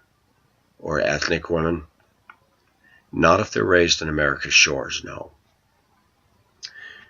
There's an Asian gal that gets on my bus. She gets on with her headphones on. I say, hi. Hi. Doesn't want to talk. When I say goodbye, she doesn't say goodbye. She is not warm. She's not friendly. She's just like all the other zombified girls out there. I can be a bitch. I can be moody. I can be rude. And that's just the way it is. Go back 100 years ago in this country and ask if young women were allowed to behave that way. And the answer is no. So what happened? People say, well, you don't understand a teenage girl. I certainly do understand a teenage girl. How come they weren't doing this 100 years ago? You're going to tell me they changed? They changed because society lets them. Because somewhere along the line in American culture, truth has been replaced with a lie, and what has been taught effectively in American culture is this: that it's okay for a woman to be that way because she's pretty. No way. Not by me, it isn't. The vast majority of women in this country are utterly rude, utterly devoid of manners, and they only use manners when it is to their advantage. Most women are so fake, so plastic, so contrived. And why did that happen? Because when you pursue things and you pursue dogs, there's not a lot of substance to you. Pacific, you're rude. I can't believe you're saying this. You're saying it's wrong to have a dog? I'm talking about this inordinate amount of affection and baby talking to your dog and ignoring people around you. I'm sorry, but your dog doesn't go to heaven, sweetie pie. It will die and disappear. Randy Alcorn wrote a book on heaven, and he says, who knows, maybe our pets will be there. Ecclesiastes covers that. The spirit of man goes upward, the spirit of an animal goes downward. An animal dies, that's it. Why would God tell us to sacrifice animals? And that whole concept is ridiculous. They were called beasts, creatures.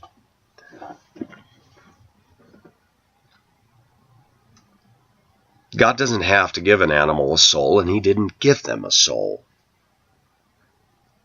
Evolutionists shoot themselves in the butt and the foot and the proverbial head and brain they claim to have when they say that this all just happened. No!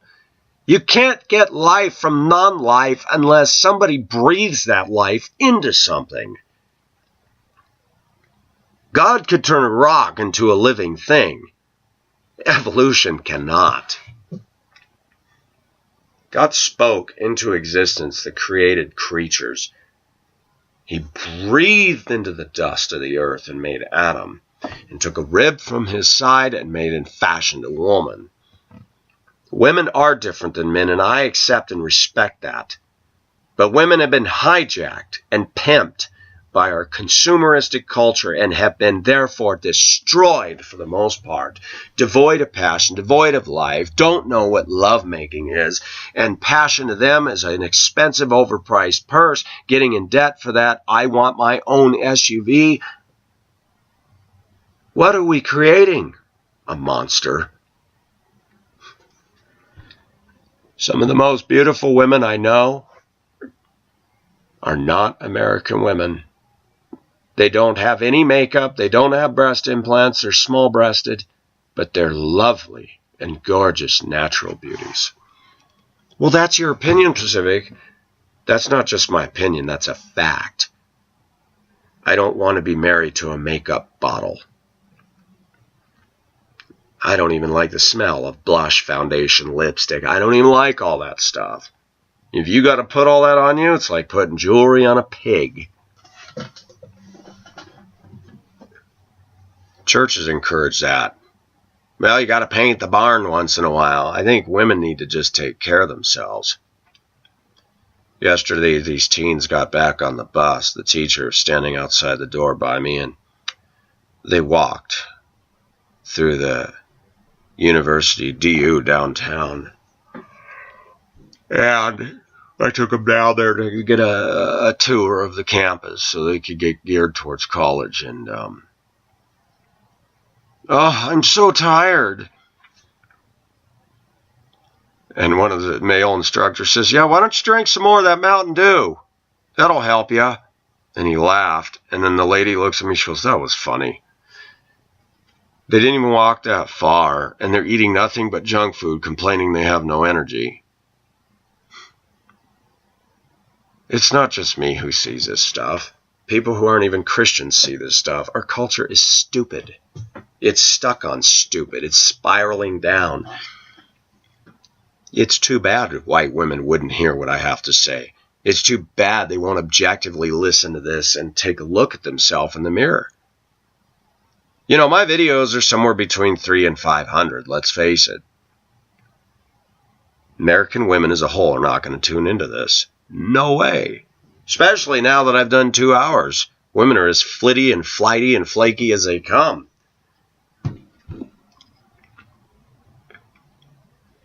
Everything's sound bites, everything's instantaneous.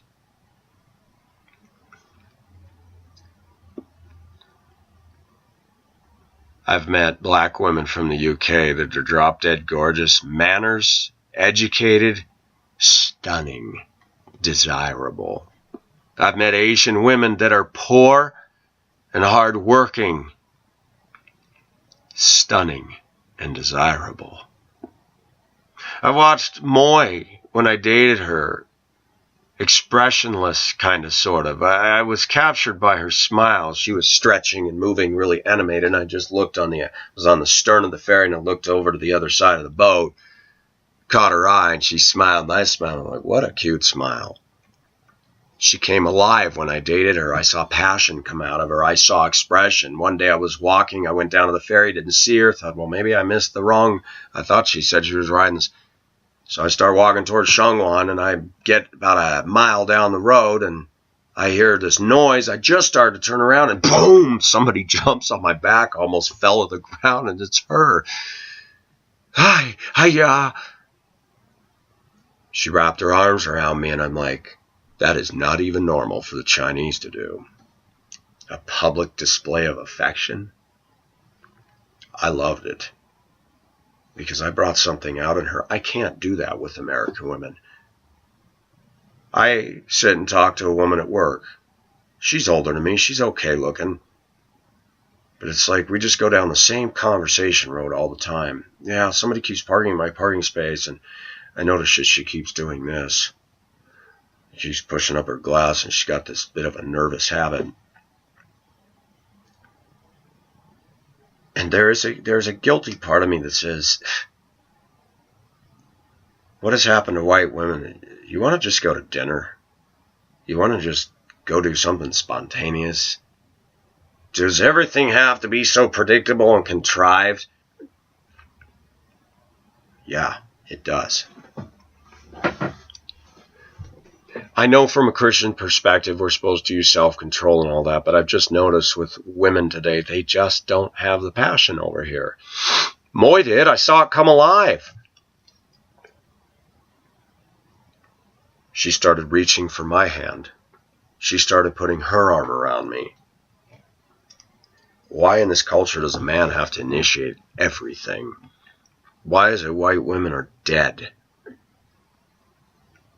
Because they worship stuff.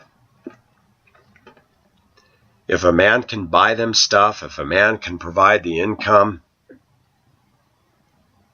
that man might get the privilege of having sex with that woman, but he'll never have a meaningful, deep relationship with that woman because she will always view him as dollar signs and a store. And this is happening more and more and more. We're seeing this take place in China. Chinese women are cutthroat. They're penny pinchers, they're greedy, and they're rude to their men as well. Anytime we see this kind of affluence, and I've seen it with the Filipinas, when they get involved with a man, or even in the Philippines hit the big time, they ignore all their friends that were of lower means and become jerks. Affluence reveals what we really are inside, and it's not pretty. When I go to church in America, I see a lot of comfortable people, and they're the rudest, unkindest, uncompassionate, self-serving jerks. And they throw a Jesus sticker on all of that. And I go, are you serious? And they want to play the little game. How you doing? Not as good as you financially, but other than that, I'm fine. They don't care.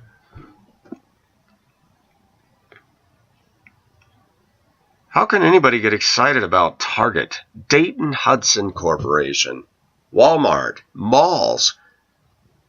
When are women going to wake up and realize they're making people rich, but the wrong ones? Those women that spend so much on themselves, would they consider helping out somebody who's in a third world country? Only if it's Vogue and designer and gives them an inflated head. Look at what I did. There are some that donate and are kind and don't say a word about it. But my point in this video is that we've become a bland culture. I'm watching black women and Mexican women and white women either anorexically skinny and obsessed with workout Nazi mode and bitchy, or fat and bitchy, stuffing their faces, getting fat. If you don't like it that I'm a little bit curvy, then move on. Attitude at all levels.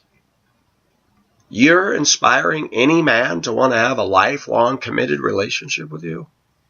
I don't think so. I'm going to sign out. This is Pacific, signing off. We will have more to say about this in the future. Have a great Saturday, everybody. Bye-bye.